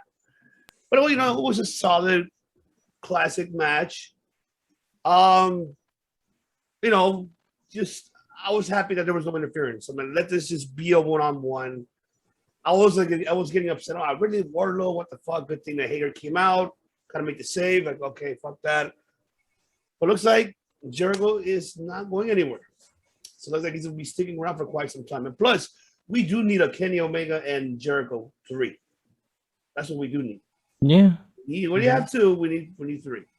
That's what we need. So I said on last week's episode, I want this to be over with. I want now the Inner Circle feud with the Elite now. I think it's about damn time that the Elite feuds with the Inner Circle. That's what I want to see now. That's what I want to see now. Something different. Yeah, we saw it before, but now the odds return. Now you have the Elite who are the heels and the Inner Circle the face. Yeah. So I want to see something different. And I want to see, and I do want to see a Jericho and Omega for a third time. I want to see that happening in the AEW. So I'll take it to you, young Hollywood man. Your thoughts? Leave it to a member of Fozzy to fuck up Chris Jericho's theme song. That too, by the way. I wasn't gonna say it, but I was thinking it. You said it already. No disrespect, because I guess he was going a little faster, like how they actually, do in the song. But the crowd was just, they either didn't know the words or they weren't. Or they got lost. They got lost. But it was so awkward. Like you couldn't just play the theme song behind the one guy playing guitar. But the words on the Titantron. Yeah, exactly. Like the little Jericho head. Yeah. Like, bouncing along. You are beautiful. That was so funny. I was like, of course, leave it to a member of Jericho's own band to fuck up this entrance. But joking aside, also going along with the entrances, MJF's countdown was really priceless. That was really good. It was the fucking swerve of the night, and it was fantastic. Yeah, it was wonderful. Like the countdown, I was like, oh, this is really cool. Like they're really playing into this. And then I saw Jericho's last match, and I was like, wait, Jericho's really playing into this. And then I hear and I was like, fuck. Also a nice little nod by MJF, his Ric Flair tights with the little MJF logo. I thought that was really cool. Awesome. But the match was solid. I feel like this is like another one of like Jericho's greatest hits where he just gets all of his big moves in. He did the apron power bomb, which I thought was a little nice nod to the Kevin Owens stuff. Intentional or not, that's kind of what I got from it. But I'm sick of seeing MJF and Jericho and the Inner Circle and the Pinnacle. It was good. It was really good. And then it just kept going on and on. I wanted the Fifth Labor to be it. And that's where I thought this retirement match was going to happen, be it if Jericho won or if he lost. But to have a fourth match on top of that, it was like Jericho needed to win this, or it was just going to be like, come on already. Which, Ted, you made a really good point off camera that, it would legitimize MJF. But it's just, it felt like too much to a point. So I'm happy that we get this kind of happy ending to this whole feud. I hope that we stay with it and we can move MJF to maybe CM Punk or someone else. And we can move Jericho to the Jericho Cruise and Fozzy, and then he'll come back. But I mean, decent match. I didn't really think it was groundbreaking or anything. The Jake Hager stuff, again, it just plays into the Inner Circle and Pinnacle. How many times do we have to... And I was like, he still works there? I know. I totally forgot that he was there. I was like, how many times do we have to see Hager and Wardlow? Like, maybe Hager sucked the charisma right out of the building when he showed up. I mean, thank God it wasn't Sean Spears, because that I would have just fucking lost it. Fucking Sean Spears with his chair. Enough with this. Anyways, can you tell I'm not a Sean Spears fan? Anyways, you don't know. You hide it so well. Me and QT Marshall and Sean Spears, we go way back. Ugh. But yeah, I mean, fine match. I don't think that MJF losing did a lot to harm him because you have that false finish with the bottom rope. So kind of protects him. And similar to, we'll move on to the Darby match in a little bit, but I don't think that really hurt him either because they've built him up for more than a year now, both of these guys. And to have one loss, although you can make the argument for a loss when it matters, still, I think this is more of a story loss for MJF than it is really a loss that'll stunt his momentum. I think MJF is still one of, if not the top heels in not just the company, but the industry as a whole. So one loss to Jericho after 3 wins against Jericho won't do much harm to him. It just depends on where do we go from here. If it's MJF versus Jericho again, then I'll be nervous. If it's MJF versus anyone else, CM Punk, then I'll be okay with it. But yeah, fine match. Awesome. Godfather, talk to me. Listen, I disagree with you, Tony. Yeah. You're disagreeing with Hollywood, damn it! You're disagreeing with Hollywood, damn it! Boy, you are grounded. He's in here, brother. All right. MJF, they had an opportunity to have a guy who was not a household name before AEW television. They had an opportunity to make that guy be the top heel for the rest of his career by just saying, I ended Jericho. There we could have been merch. I would have bought the MJF I ended Jericho shirt. Me too. Okay, I would have bought it. Bruce would have had 3 by now. You know? And instead what they did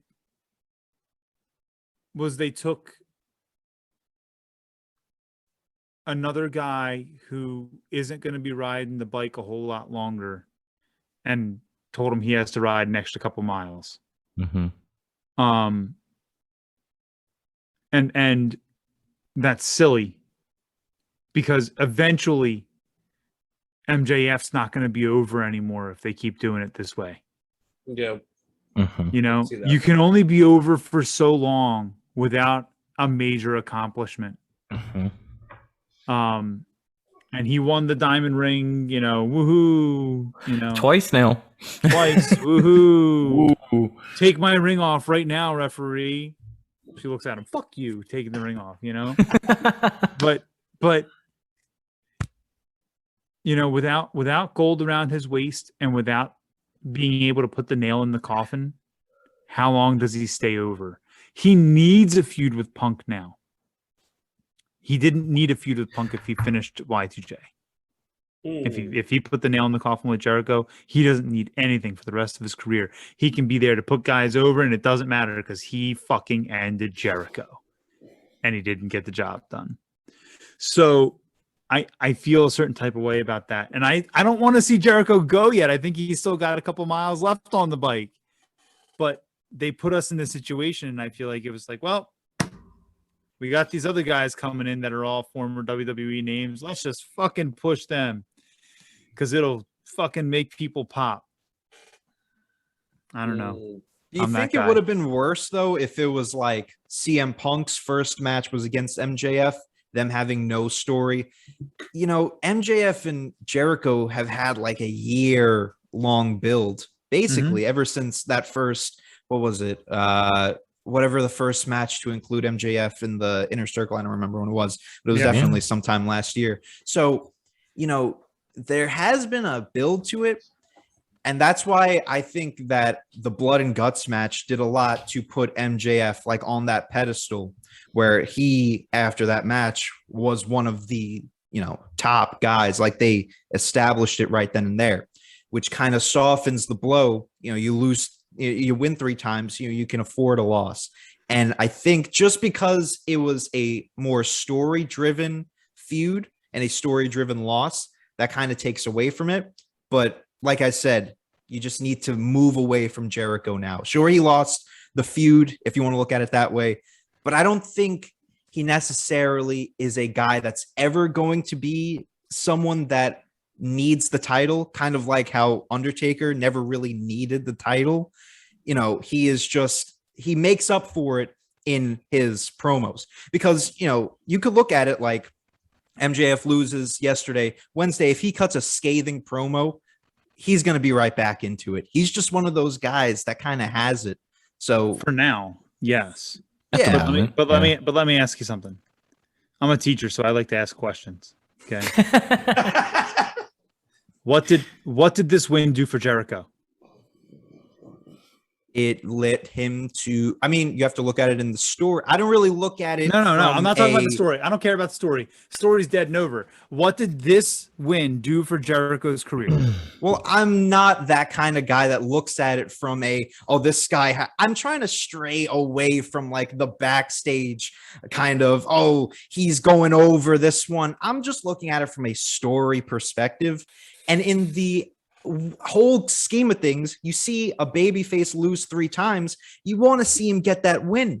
I wanted to see Jericho win this time because I've seen Jericho lose 3 times. He needed to win when it mattered most, and that's what he did. And MJF's wins still mattered a lot. He joined the Inner Circle. He won the Blood and Guts match. There was a lot there. So I see it from your end, though, that it kind of stunts the momentum, but I'm looking at it from a, not really a casual viewer, but someone who's just listening to the whole MJF and Jericho feud.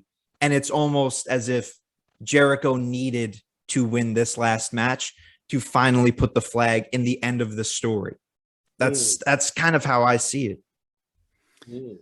And the last point I'll make on this, because I don't want to, we've been going for a long ass time now, but in a minute, we're almost there. Got 2 more matches. Home stretch. One of those matches was only 3 minutes long. If we spend more than 3 minutes talking about it, it's a sacrilege. Okay, we're not talking about that match at all. I'm skipping that. That was a bad. You're asking an old guy to stay on the bike a little longer. I can do it. My thing is, the modern wrestling fan always needs to see the baby come back and win. But gone are the days where Harley Race could fucking piss on somebody and win, and that was the end of the story. Mm-hmm. But that's what made you hate him, and that's what AEW had the chance to do last night, is to bring back that ability to draw heat, and they pissed it away. And that's just as someone that has 20 more years of watching wrestling than you do, brother. Yeah.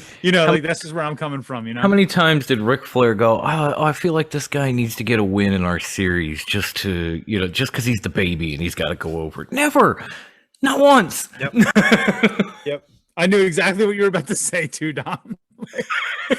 As soon as I brought up Harley, I knew you were going to go Flair. And by the way, you're from the master, your point about about the Flair tights. Think about how AEW has hinted at people coming into the company. It's all been through clothing. Just saying. Mm-hmm. Yeah. Okay. Lots of Easter eggs.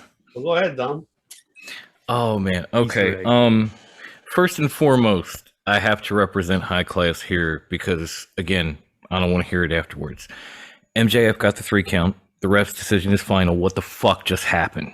I don't give a shit if his foot was on the ropes. Ref didn't see it. How many times, again, going back through the history of wrestling, how many times did somebody lose a match where their foot was on the ropes and nothing happened because in the end, the ref's decision was final?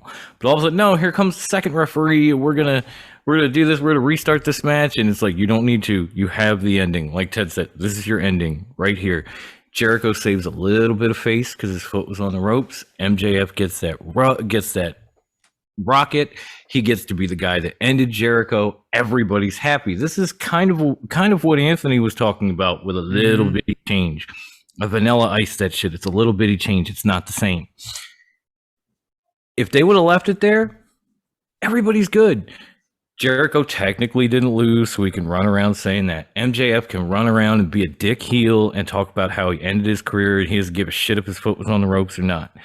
That's going to give him at least 5 years worth of heat. it's going to skyrocket. The merch comes out, everything else. But now this happens. Now Jericho's won. And I know everybody's talking about what MJF is going to move on to, or what Jericho is going to move on to. What are the chances that this whole thing just keeps on going? Oh God, It has already gone. So what are the chances we get this again? It's unfortunately those chances are not slim. That's what I'm saying. You have to move away from it. I don't want it again. And the only way we were going to get rid of it was to get rid of Jericho, and he won. So now MJF, being the dickhead heel that he is going to be on Dynamite Wednesday. He's going to be talking about how he did win, and he's going to challenge Jericho again, and we're going to go through this all over again. And as much as I hate to say it, this is some WWE bullshit on AEW. Like they've recycled this and recycled this and recycled this. And guess what? We're doing it again. And you mentioned that. Great. You mentioned that, right? Sucked. Yes. You mentioned that, right? I'm wondering who's in charge of that creative storyline itself. Is it Jericho? Because if it is Jericho, yeah, buddy, you talking shit about WWE, that we're going to beat them in the ratings, we're going to beat them. You're doing the same thing while they're now all of a sudden you sound like a hypocrite, yeah, bro. exactly. I've been saying it this entire time. It's one thing when it's somebody else, but now it's you. I've been saying it this entire time. This whole Labors of Jericho just screams like a Jericho idea. Even the name of it, the Labors of Jericho. I could see him pitching this in the back, and I can see him pitching the smash. It just seems like a very Jericho thing to do. It is a total Jericho 100% correct. Yes, you are absolutely factually correct as far as I'm concerned. That's why you're Hollywood, baby, for a reason. There you go. Hollywood. But yeah, I mean, we will end up swinging back to this again, and that's the last damn thing that I want. Like If you bring that juju on me right now, I swear to God, I'm not. drive to Virginia. And I'm the messenger. So far up your ass. I'm the messenger, bro. Jericho is bringing this to us. This is story by Jericho. You can almost hit the music in the background. Storyline by Jericho, baby. Storyline is me. Oi, oi, oi. Ain't me, man. I don't want it. That's what we're going to get because we got this at All Out. Yeah, listen, I already healed on Tony. Don't make me heal on you too, goddammit. Ivan, move us on. All right. Let's go ahead and start now. 7 years in the making. We've been waiting for this for the last 7 years, and it finally happened. QT Marshall, Paul White. No, bullshit. Skipped. We get CM Punk versus Darby Allin, and in ring gear change. Yes, different. I think he was shy to show his legs. I'm like, oh shit, I'm already like 43 years old. I wanted to show my legs. Like, I don't know. I really wanted to change his style. My thoughts, I'll give very briefly. It's just, look, I get your point, Ted, and I get it. I get yours. It's just for us and for me. I mean, it's just a start of what he's gonna start doing in the ring. He's not gonna show right away what's his first match back. And someone on social media compared that match to the Bret Hart and 1-2-3 Kid on Monday Night Raw. They compare that, especially with the with a toss. The first move, like the snapmare, and then Bret was like, "Oh, okay, yeah. Oh, you serious?" Yeah. Somebody posted that. I'm like, "Oh shit, Ribby," and I went back and looked at the match, and then saw and refresh my mind with CM Punk and Darby. He's almost similar. That's why I could tell that CM Punk. I mean, he looks all right. You got to give him time, and I think he'll get his moment. But right now, he did not necessarily need to do a lot of high class up, flying moves or anything else. Just he did your basics, traditional WWE style. You could put it that way. But we're rational people. Thinking in a rational way. All about professional wrestling. Right, because everybody was expecting the Ring of Honor CM Punk type of style. They were expecting the CM Punk when he first started. That was a while ago, y'all. A while ago, yeah. Even CM Punk told you that when he came back. Yeah. He said it himself. That was August of 2005, y'all. That was a while. That was a long time ago. Yes, we were expecting a Pepsi plunge or the Pepsi twist. August of 2005. Anthony might not have been potty trained at that point. Yo, big facts. It was a while ago. I'm just saying. 3 years old. But think about this. I mean, CM Of them, but big facts. And, with this win, okay, it didn't hurt nobody. Didn't hurt Darby either. If anything, this solidifies Darby's career because he's doing something that no one's ever, he could say that no one's done. Yes, I was his first match back in over 7 years. I said my main event, which we all thought it was going to be the main event, but I'm pretty sure everybody here, and we'll get to that, but he said my main event in front of a large crowd. What more do you want? This match itself, even though I'm not saying it was the best match for either one of them, but it was just your regular grudge classic, okay, him stepping back in the ring for the first time. You are right. People were quiet in the beginning. Like, I don't know who to cheer for. I think everybody was just kind of starstruck and we're waiting for Punk to do something really, really hell of a dope move. But no, it didn't happen. And in reality, he doesn't need to. There's no point of him doing it. Okay, you're back. I know you're just starting off, and we'll see what's later on with someone else, maybe with MJF, how you guys mentioned, or Jungle Boy. Who knows? We don't know down the line of what he's going to be capable of doing in the ring, moving forward. But it was great to see him, and I'm glad he took all those hits though from Darby. So that's a good thing. I'll give him credit for that. But we'll wait and see after. But at the end of the day, Darby, this match solidified his career. This match in the future, he's already a legend now, waiting to become a legend in the future. And I'm happy for Darby that he got this opportunity with CM Punk. So, Psycho Philly, tell me, boy, talk to me, boy.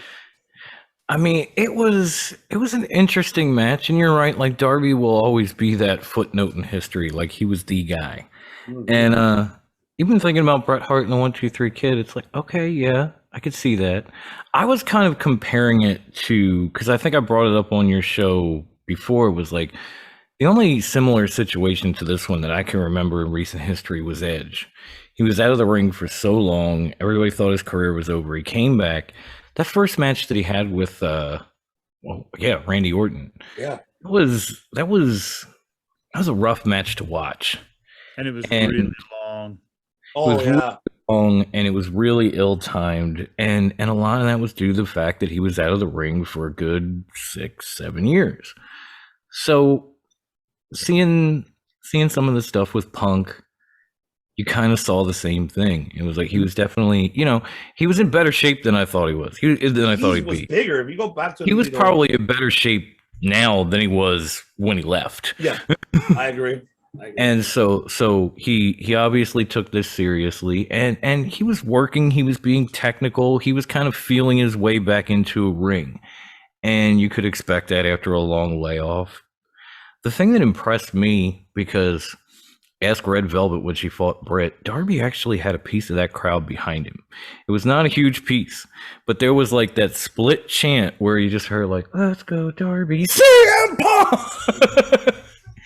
And go back to like Red Velvet and Britt in Pittsburgh, it was not like that at all. Not even close, not even a little bit. So for Darby to, have a piece, win over a piece of that crowd was cool. People were talking about how Darby needed to win to get over. And I'm thinking, have you been watching? Like, what do you think Cody did? What do you think Sting's doing? Darby is fucking over. As far as I'm concerned, the Gothic Peter Pan, as my wife calls him, is one of the biggest names in AEW. And you think he needs to beat Punk to get to another level? This guy's already won a title. MJF didn't. This guy's already main evented pay-per-views. This guy's already done everything there is to do in AEW. He's got Sting in his corner. He's got Sting, for fuck's sake. Exactly. Stang. Stang. Stang. Hollywood Stang. He's got Daddy Stang in the corner. Like he can do whatever the fuck he wants. He can take this loss and 22 more, and people are still gonna love him because of the way they have built him already. So I didn't have a problem with that.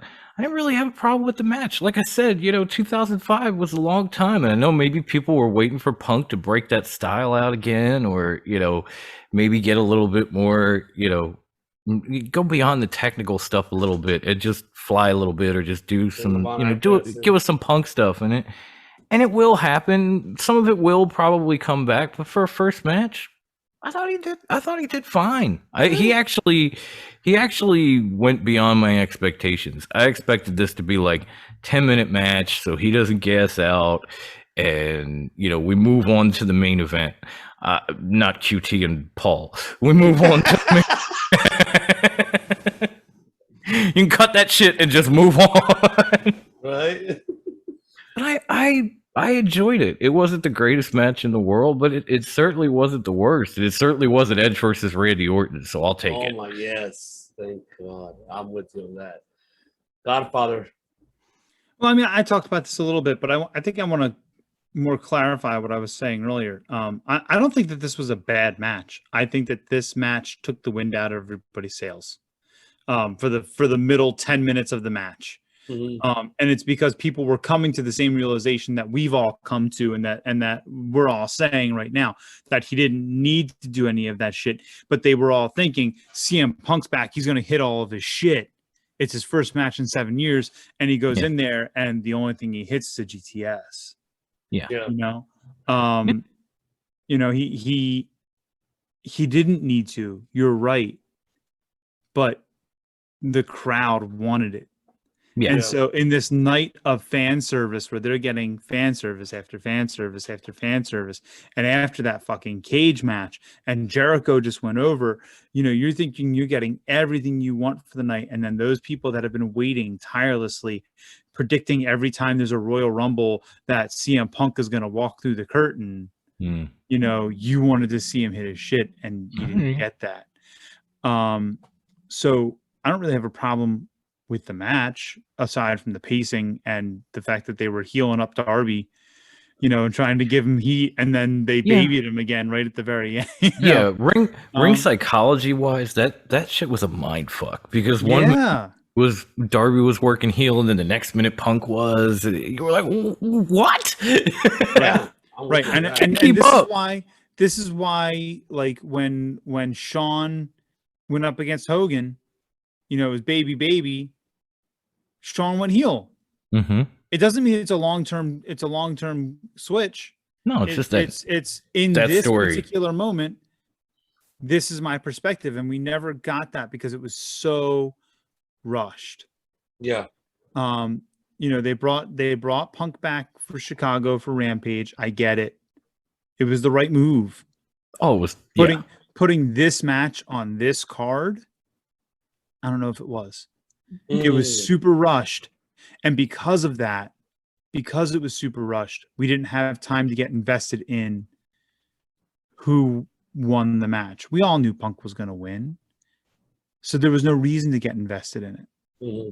Why else would you put him in a match 3 weeks after he comes out of the curtain for the first time in 7 years? Right.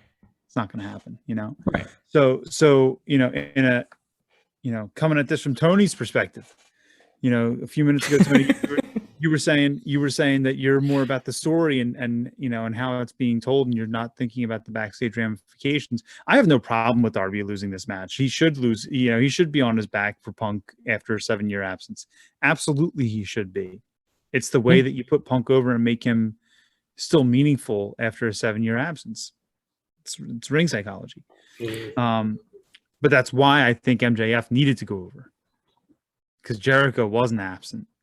He's been 2.5 years, and because of that, now you've taken all your AEW day one talent on this card, and if you look at them across the board, unless they were fighting someone else that was a day one talent, they all lost. Yeah. Ooh. Interesting. You know, and So Dom, that's- you know what? Someone that's why posted that on your needed- Facebook page, brother. Someone posted that on your Facebook page, the meme I saw. of the kid with the, you know, with the blank money, whatever it was, you know. So Yeah, the note in his hand Mhm. about AEW's homegrown talent, and I get it, and that's where MJF should have won. Mhm. Mhm. Mhm. That's another reason I'm going to say it until there is no tomorrow, because you have your Bruce will home. kill you anyway. And well, yeah, there's that too. But I actually agree with it. Like, you had to have somebody who's like a homegrown young AEW talent win at this pay-per-view, and it would have made sense for MJF. Whereas with Darby, you're like, he can take that L. Like, he doesn't. Yeah. It's not going to hurt him. He doesn't need it. You expect him to take it. So if he takes it, okay. But then MJF loses, and you're like, oh shit. You know, so I get the argument. It's just, you know, they're at the same time, AEW has built this young talent to the point where they're, you know, in the ring with guys like Jericho and in the ring with guys like CM Punk. And there are people out there in both those matches who were saying that young talent was going to win. Yeah. Like, I saw it more with MJF than I did with Darby. But yeah, there were people in that same Facebook group that were like, oh yeah, Punk's coming back, but he's gonna lose. I'm like, you out of your fucking mind? In Chicago? Yeah, Chicago would have fucking rioted worse than Philly did when they won the Super Bowl. Like, Yes, far worse. Far worse. They would have burnt that city to the ground. Oh my God. Yeah. They waited and you lose. Like, that makes no sense. But you know, they at least they built them to that point, and we still have plenty of time for them to continue to develop. I don't agree with Jericho, but Darby takes the L. Fine, he'll be back. You know, Yeah, definitely. yeah. Hollywood. I mentioned the like post-show press conference with the Lucha Brothers match, and Punk was the first one up. And one of the questions that he got was like, "How would you rate your performance tonight?" And like he kind of like shrugged it as like a funny question. He was like, he goes to the guy that asked him the question. He was like, "Well, how would you rate my performance tonight?" And I was very surprised because the guy goes, "Well, you know, actually, I would give it like an 8, you know," and everyone was like, "What?" And then I'm sitting there and I'm like, this guy is completely correct. I don't know why all these people are like talking so bad about this, like it isn't the truth. Yeah. I mentioned it earlier on. Look, and I don't want to, you know, shit on it because it's Punk's first match. It's really about the spectacle of him being back, whatever. Absolutely. And then his next matches will be more focused on the in-ring work.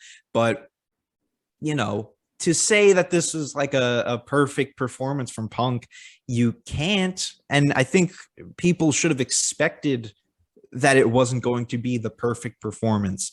I certainly did. And I was okay with, you know, I agreed. Like it was like an 8 because when the first thing you see after that little, you know, Brett 1, 2, 3 kid spot was Punk calling the match in his hair for like 3 times in a row with the camera right on him, I'm like, that's some stuff to polish up. So, you know, I didn't think. Let me get my rhythm back. It's gonna be okay. Just hit the ropes hard, you know. Yeah. But yeah, I mean, that's what people should have expected. Yeah, I think people did really expect like younger Punk. And like even, you know, they were, you know, going straight to ROH. Like they were bypassing WWE Punk altogether. It's like, this guy is old. You need to take a breath. Yeah. But you know, it was what it was. I think the only thing I disagree with Ted on, because you know we're just going at each other tonight. It's Hollywood, baby. But the only thing the tension with a chainsaw. Hollywood's going over like Jericho tonight. Let's go. The only thing I will disagree with is that I don't think they really presented Darby as the heel, whereas I think it's more of a Hogan Rock situation where not necessarily like it swaps, like Hogan's the face and Rock is the heel, where it's just the crowd by default chose to make Darby the heel. You know, he was still kind of wrestling as a face. He was doing his big moves. He did that really dope, you know, moonsault on the outside. He did a really cool when he got Irish whipped into the turnbuckle. Oh and my he God, went that looks through the horrible. middle rope. Yes. Really, really good. I just watched Brett and Austin 96 for this new show I'm doing, Classic Match Classroom. And there was a similar spot where Austin does the Irish whip to Brett and he stumbles and goes under the ropes and hits, you know, under the Like rope. right here. Yeah, like kidney first. Ring This- post right here. Yeah, this was completely a this was that Brett spot on steroids, which is mostly what Darby does. Is just yeah. here's the spot, now take it up a few levels. That's kind of what I saw. But He's not going to make it to my age. I don't think he's gonna make it. People said the same thing about Jeff Hardy. People said Yeah. the same thing about Jeff Hardy. That's true. That's very true. But yeah, I mean, the match was fine. I didn't really expect, like I said, this was more focused on that first entrance, seeing him in his gear, you know, that whole thing with Sting and Darby after the match was cool. So yeah, fine match. However, what I will do in Hollywood fashion is take the rest of my time to talk about the QT Marshall and Paul White match, because I know that no one else is going to talk about it. Mute him So let me now. just take a moment to say what I have to say about this match, because I need to shit on QT Marshall, and that's exactly what I'm going to do. Give me 2 minutes, all right? Look, all I'm going to say on the match is that, one, too long. All I needed to see was 5 seconds. Paul White doesn't choke slam. 3 seconds. That's it, okay? 2, why the fuck would you turn Billy Gunn heel if you're not even going to include him in this match at all? Right. What was that? The Are whole you thing. kidding Just me? what was the reason? There was no mention of Billy Gunn. There was no Gun Club. And they None. just went straight to having Paul White job out the cutie pies, as me and Ivan call them, which I will say, nothing against that. But 3 minutes, 3 fucking minutes of this. And it was just half of the match was just the slap on the chest for half of the match, which I could not wrap my head around. They made Nick Camarado look like a fool. They made Aaron Solo look like a fool again. Nightmare Family's buried. Thank the Lord Jesus Christ above. Paul White's back, baby. Let's see this match again on Dynamite. I want to see QT Marshall Oh, God, no. get beat the shit out of They himself. should have saved that for every Elevation tonight. week. Fuck that. Exactly. I am okay with the result. I feel like this was a 5-star match just because of the result. I wish Sean Spears was in a handicap match against Paul White. And that's going to be it for me, folks. But yeah, the CM Punk match was pretty good. I can't even begin to imagine the God. heat we're going to get after this episode. Let it come in. Right? Let it come in. I'm feeling the heat. Hollywood heat over in California. You know what I'm talking about, Ivan. I love it, though. I love it. But yeah, no, that was our piss break, so I'm not going to even talk about it. You already did. That was a bad I talked enough for all of Yeah, us. I so think. You really did. You did. So Yeah, now let's get to the main You made my event. brain hurt. Mine too. that's the point. And now let's get to the main event. Kenny Omega versus Christian Cage.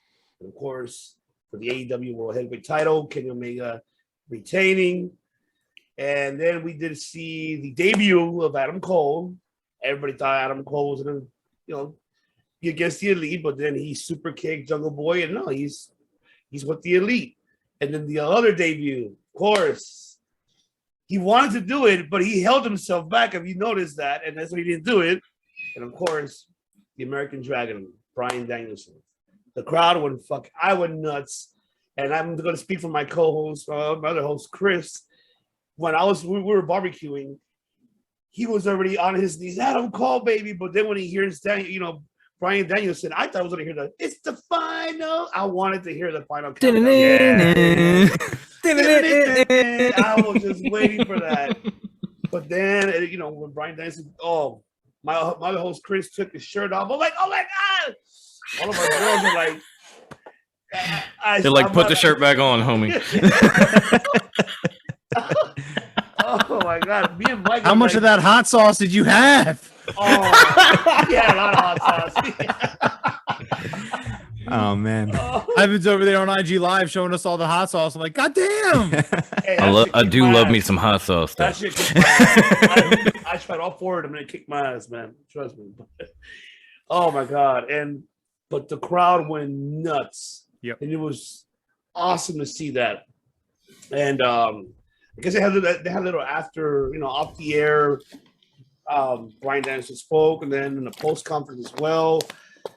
I like how he said, like, I'm here because I heard it, pretty much saying all that. I heard this all elite, so I'm going to show him that, I'm elite. So I love that from Bryan Danielson, and I'm looking forward now that he's finally here. And hey, Tony Khan finally made it happen. He said, I will be having a couple appearances, and here you go now. Now we get to see Adam Cole and now Bryan Danielson. So South Philly Cycle, I'll take it to you, brother.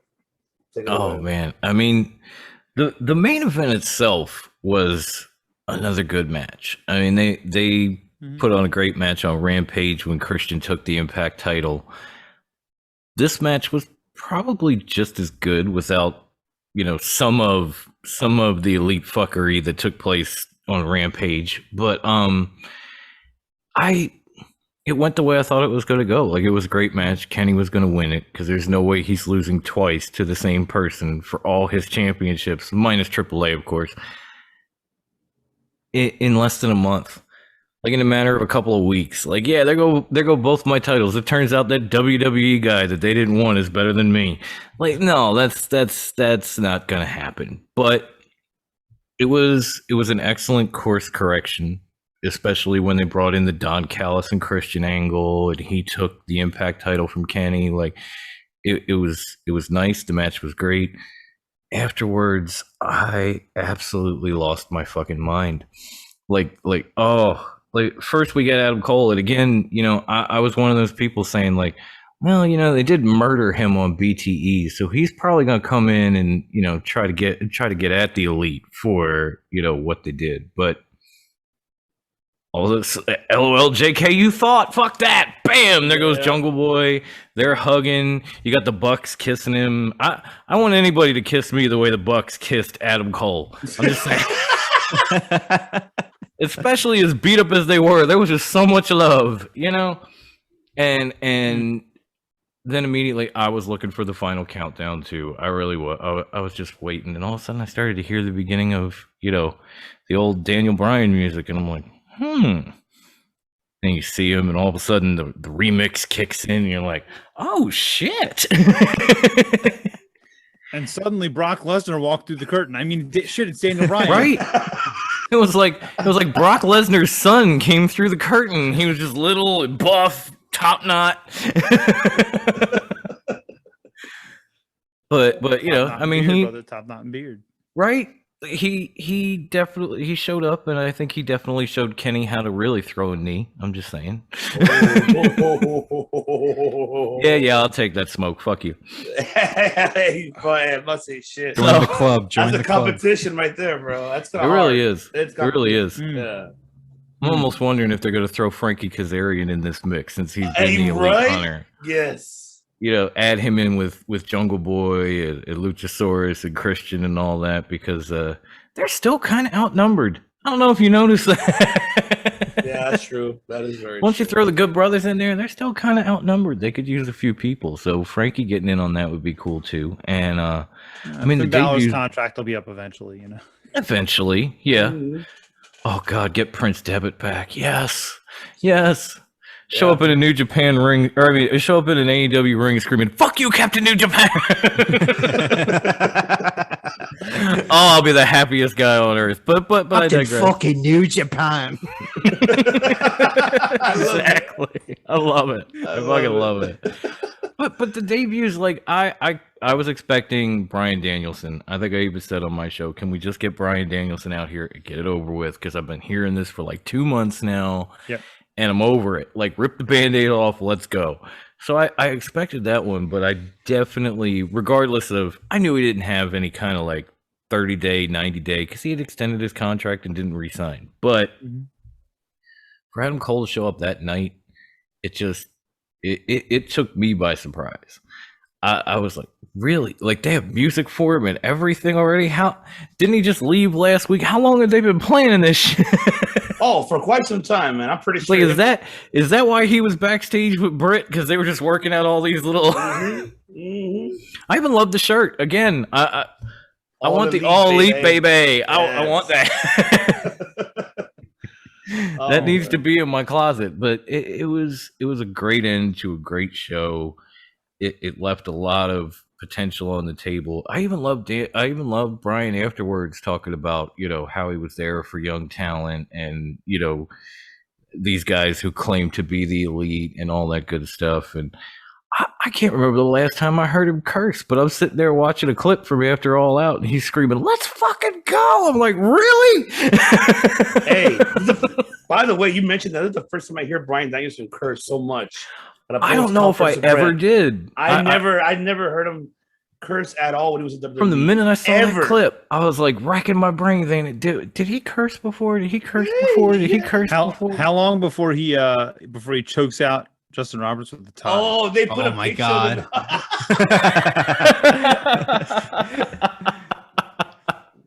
I think it's gonna happen. Can it be Wednesday, please? I think it's gonna happen.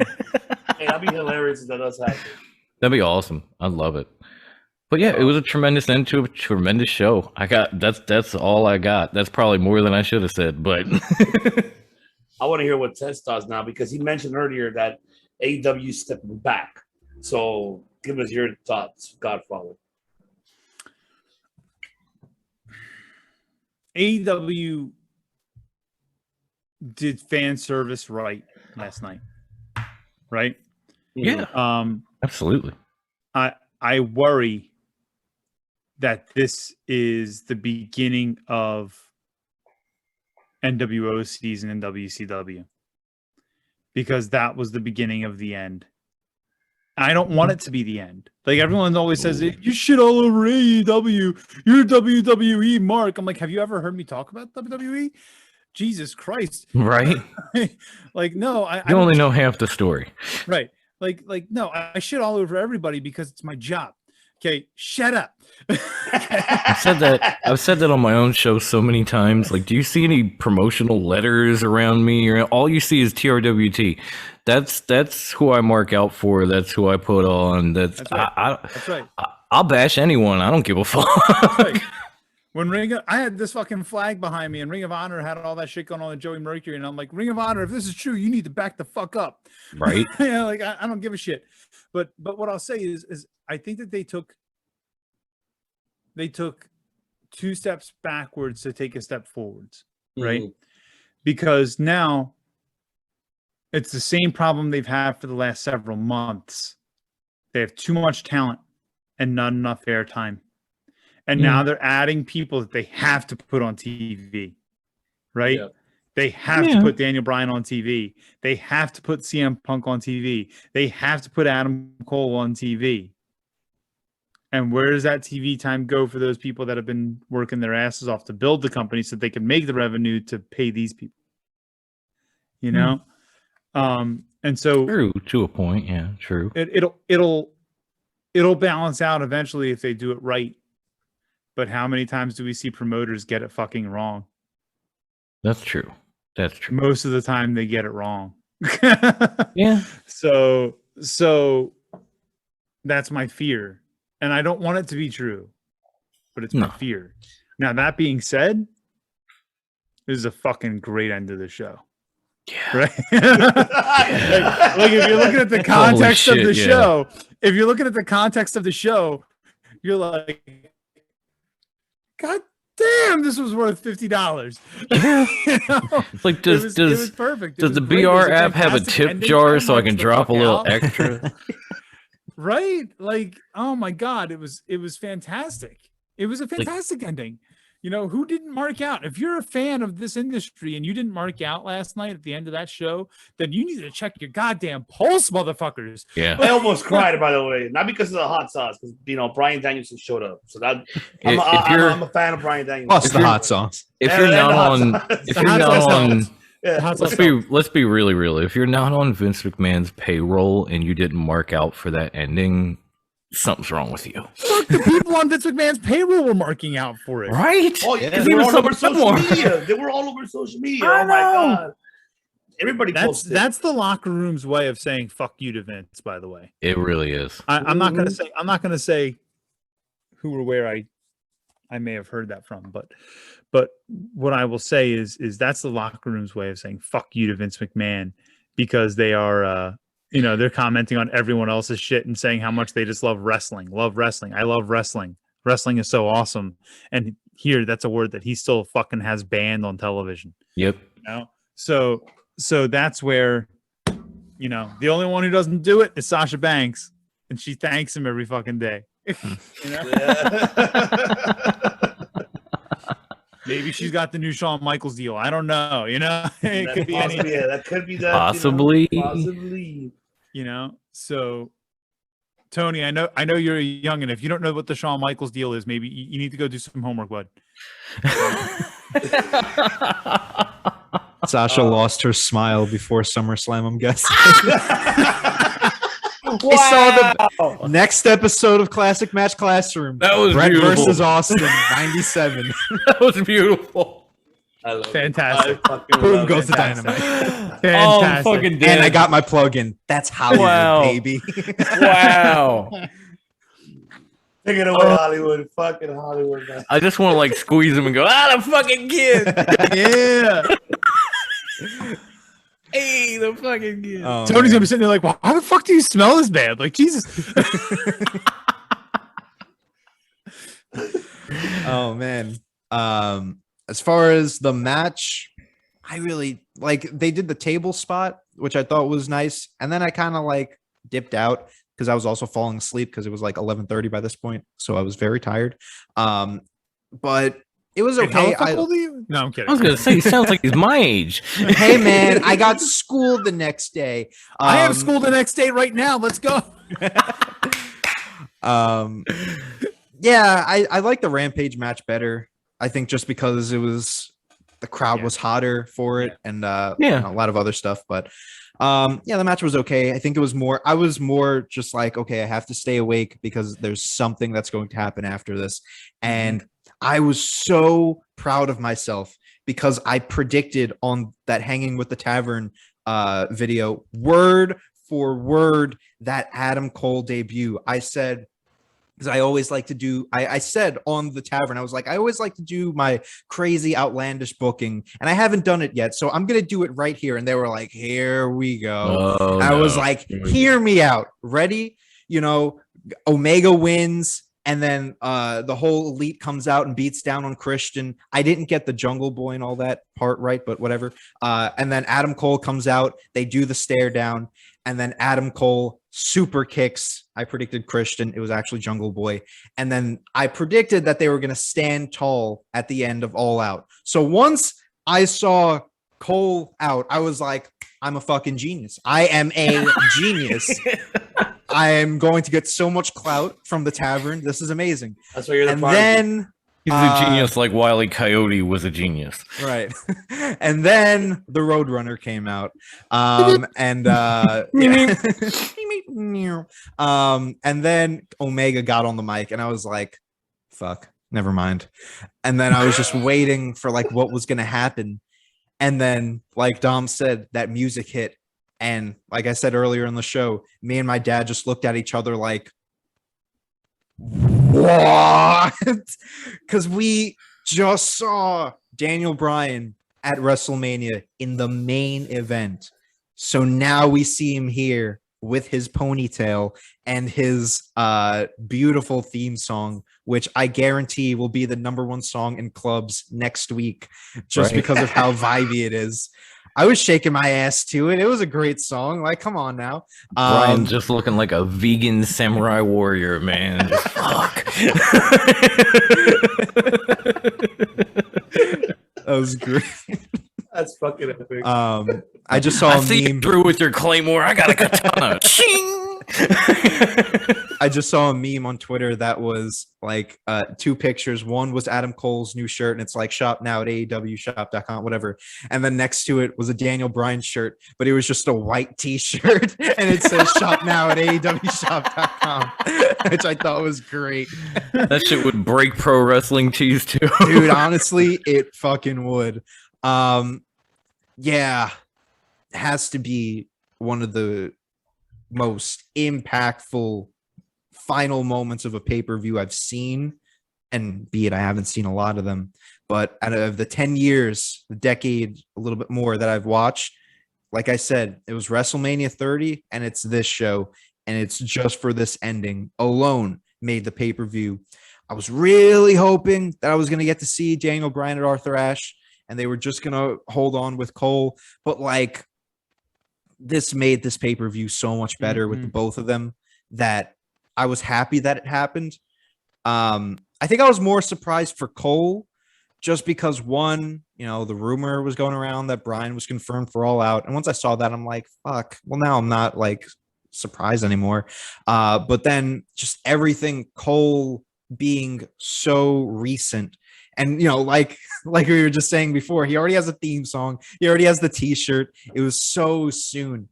I think just seeing him, and we all wanted it to happen. Like, we all wanted him in AEW. But it really was when he just stood on the ramp that I was like, this is real. Like, this is so strange to see. Because he's really the first NXT star to make that switch over to AEW, like besides 2.0, because those guys are great. But like, he's that first guy, and it was just so surreal seeing an NXT guy on AEW programming. I think that moment will just live on forever. And of course, Bryan, I have to get used to saying Bryan Danielson now. Everything about the American it. Dragon. The American Dragon works really well for me. Speaking of t-shirts, that's on a t-shirt. So it's like official that he's the American Dragon again, which thumbs up to that. Looking forward to everything that's going to go on with him. The Forbidden Door makes this 10 million times more interesting because we could get him in the G1 Climax. We could get him going against all of these guys in the Forbidden Door, wherever he wants to go. New Japan, there's no contract to tell him otherwise. He could go wherever the fuck he wants.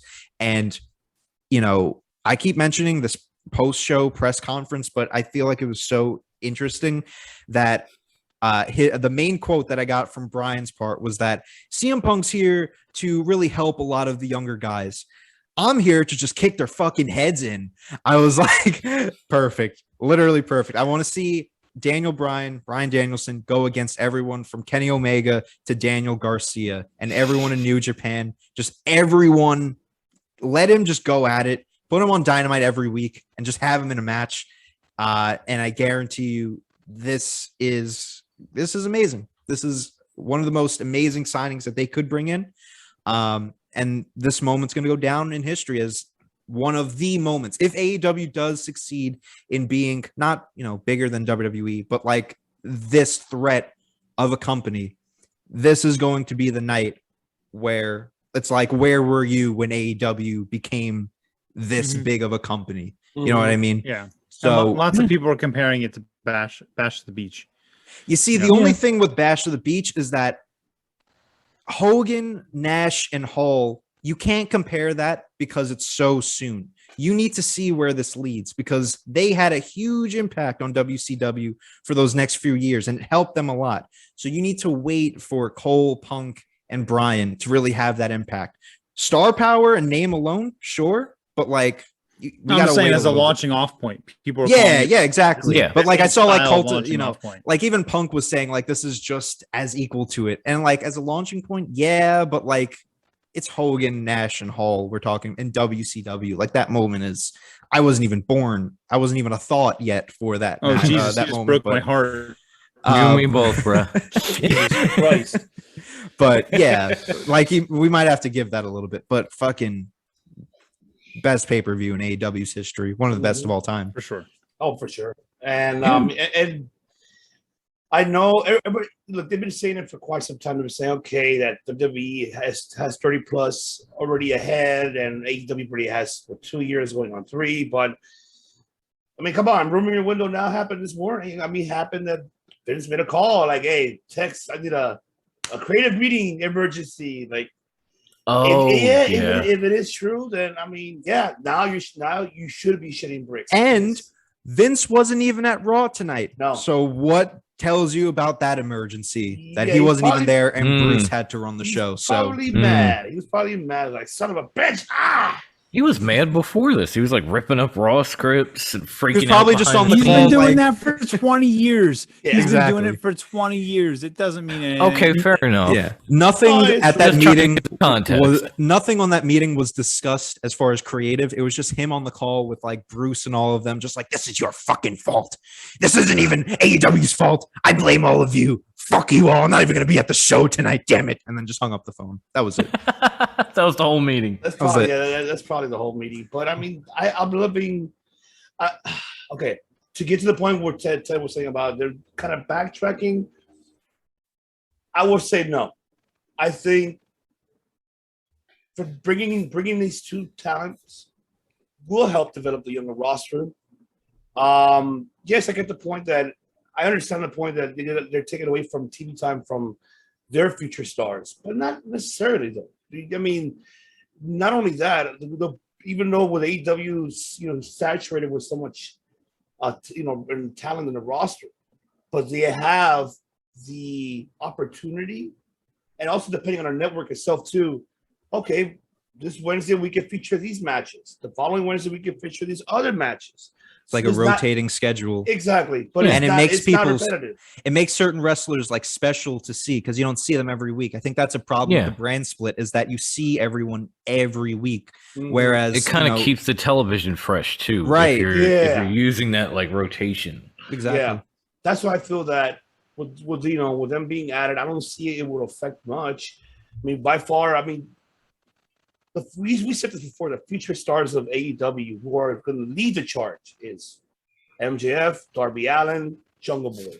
Straight up. Those 3 guys are the future of all elite wrestling. Yeah. I mean, right now for Kenny Omega running over ex-WWE guys, I'm with it because by the time either one of those 3 individuals get their shot next, they'll get put over. And it's an AEW and talent. It's not an ex-WWE. You guys might agree with me, being somebody that's old enough to remember WCW, when they had these young talents, the Jerichos and that kind of stuff. I mean, Chris Jericho was like a 3-4-time cruiserweight champion, and every pay-per-view he was like first, second match. Every fucking pay-per-view, even if he was the cruiserweight title, even it didn't matter. He was in like he was the opening match or he was the second match every time out to shoot. You've already had Darby Allin close to the main event. You already had MJF versus Moxley in the main event. You've already had their young talent all the way towards the end of the card, where in WCW, it rarely ever happened. Ever. That's true. Because whether it be Nash, Hogan, Hall, whoever, they were not giving that spot up. They were not doing it. They weren't.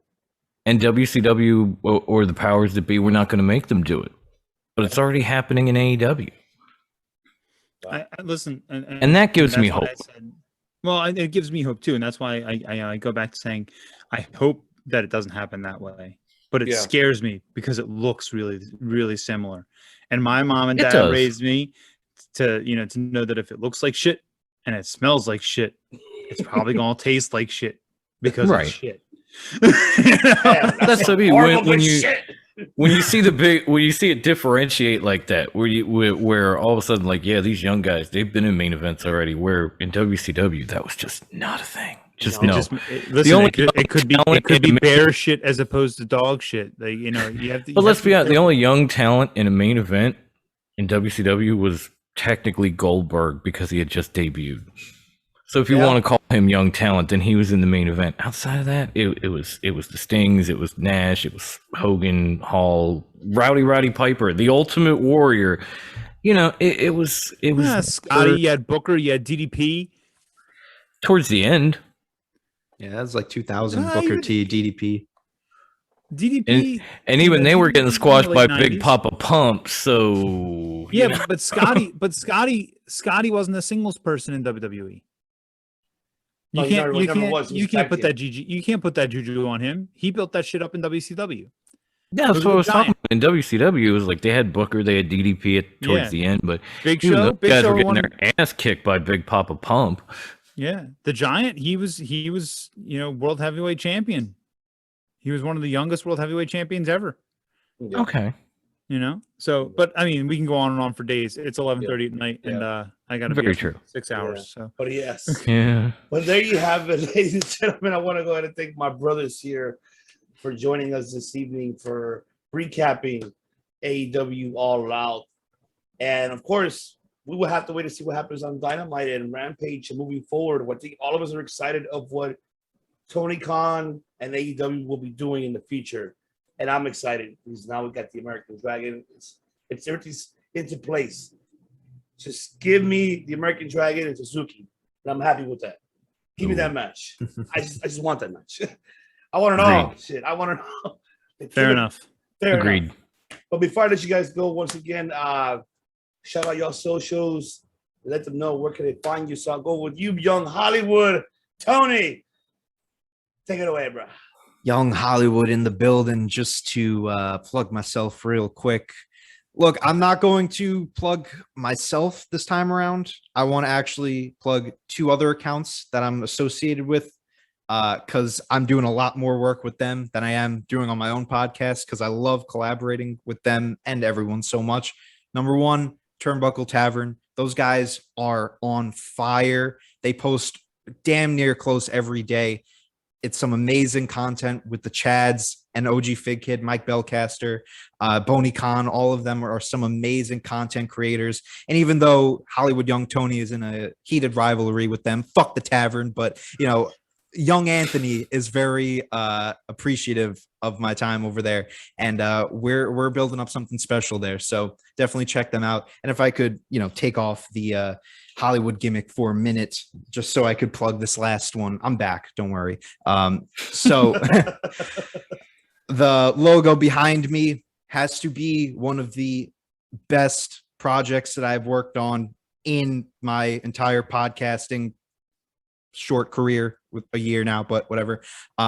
Classic Match Classroom. Me and Tyler from Count It Out have been working so hard on this podcast. I have not seen a lot of historic matches, hence the name Young Anthony.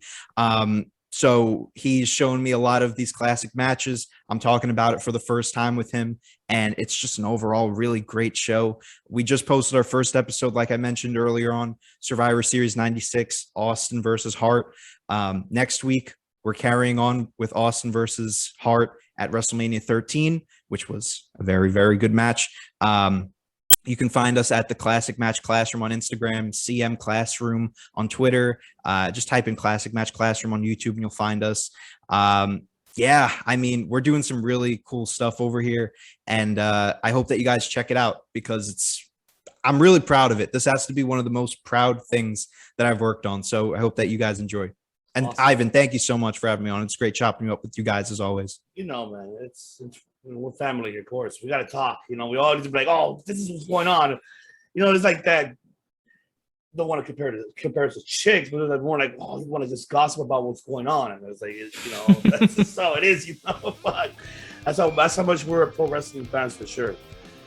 Godfather, tell them where could they find Rewind Wrestling Network?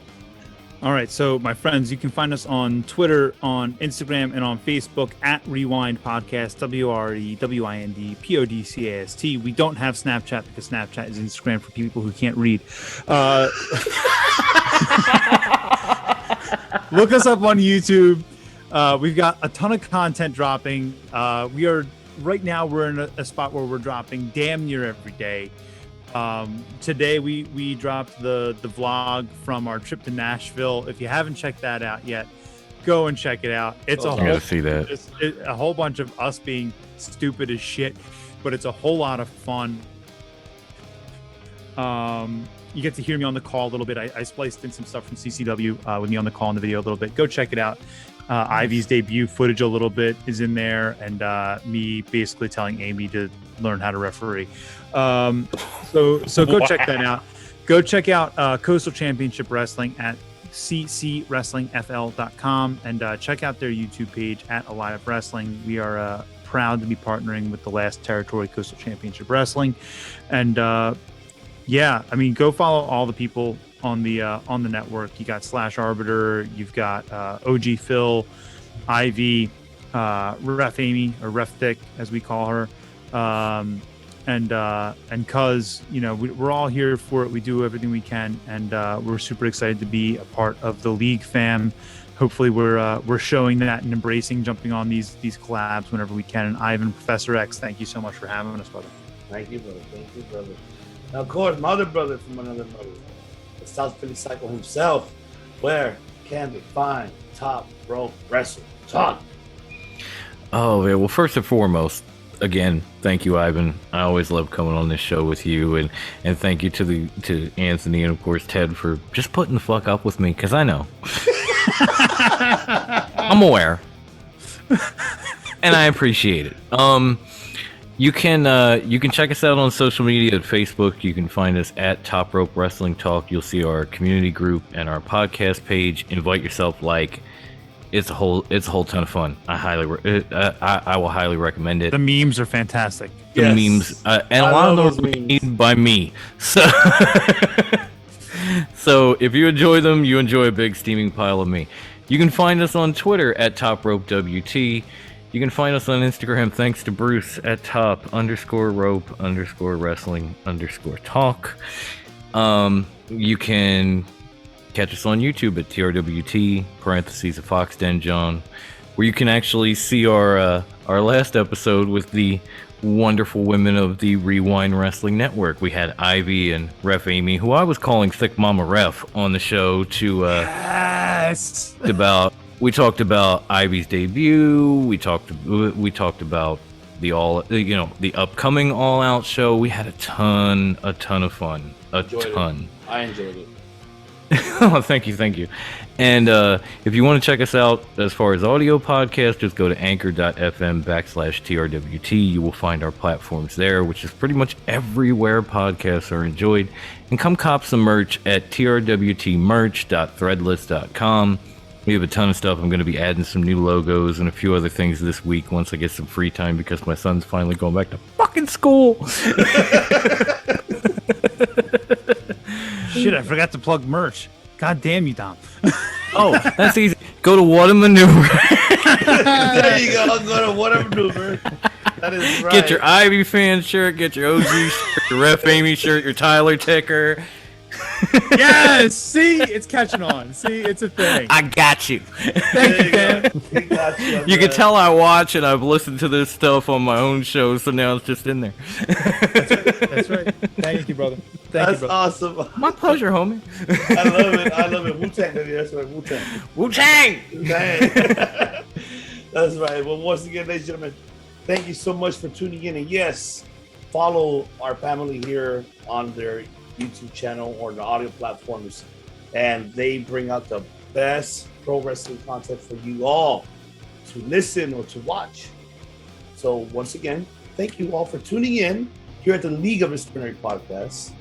As once again, I would love to say this, because here in the League of Extraordinary Podcast, all of us here just do not make your basic normal podcast. We make history as well.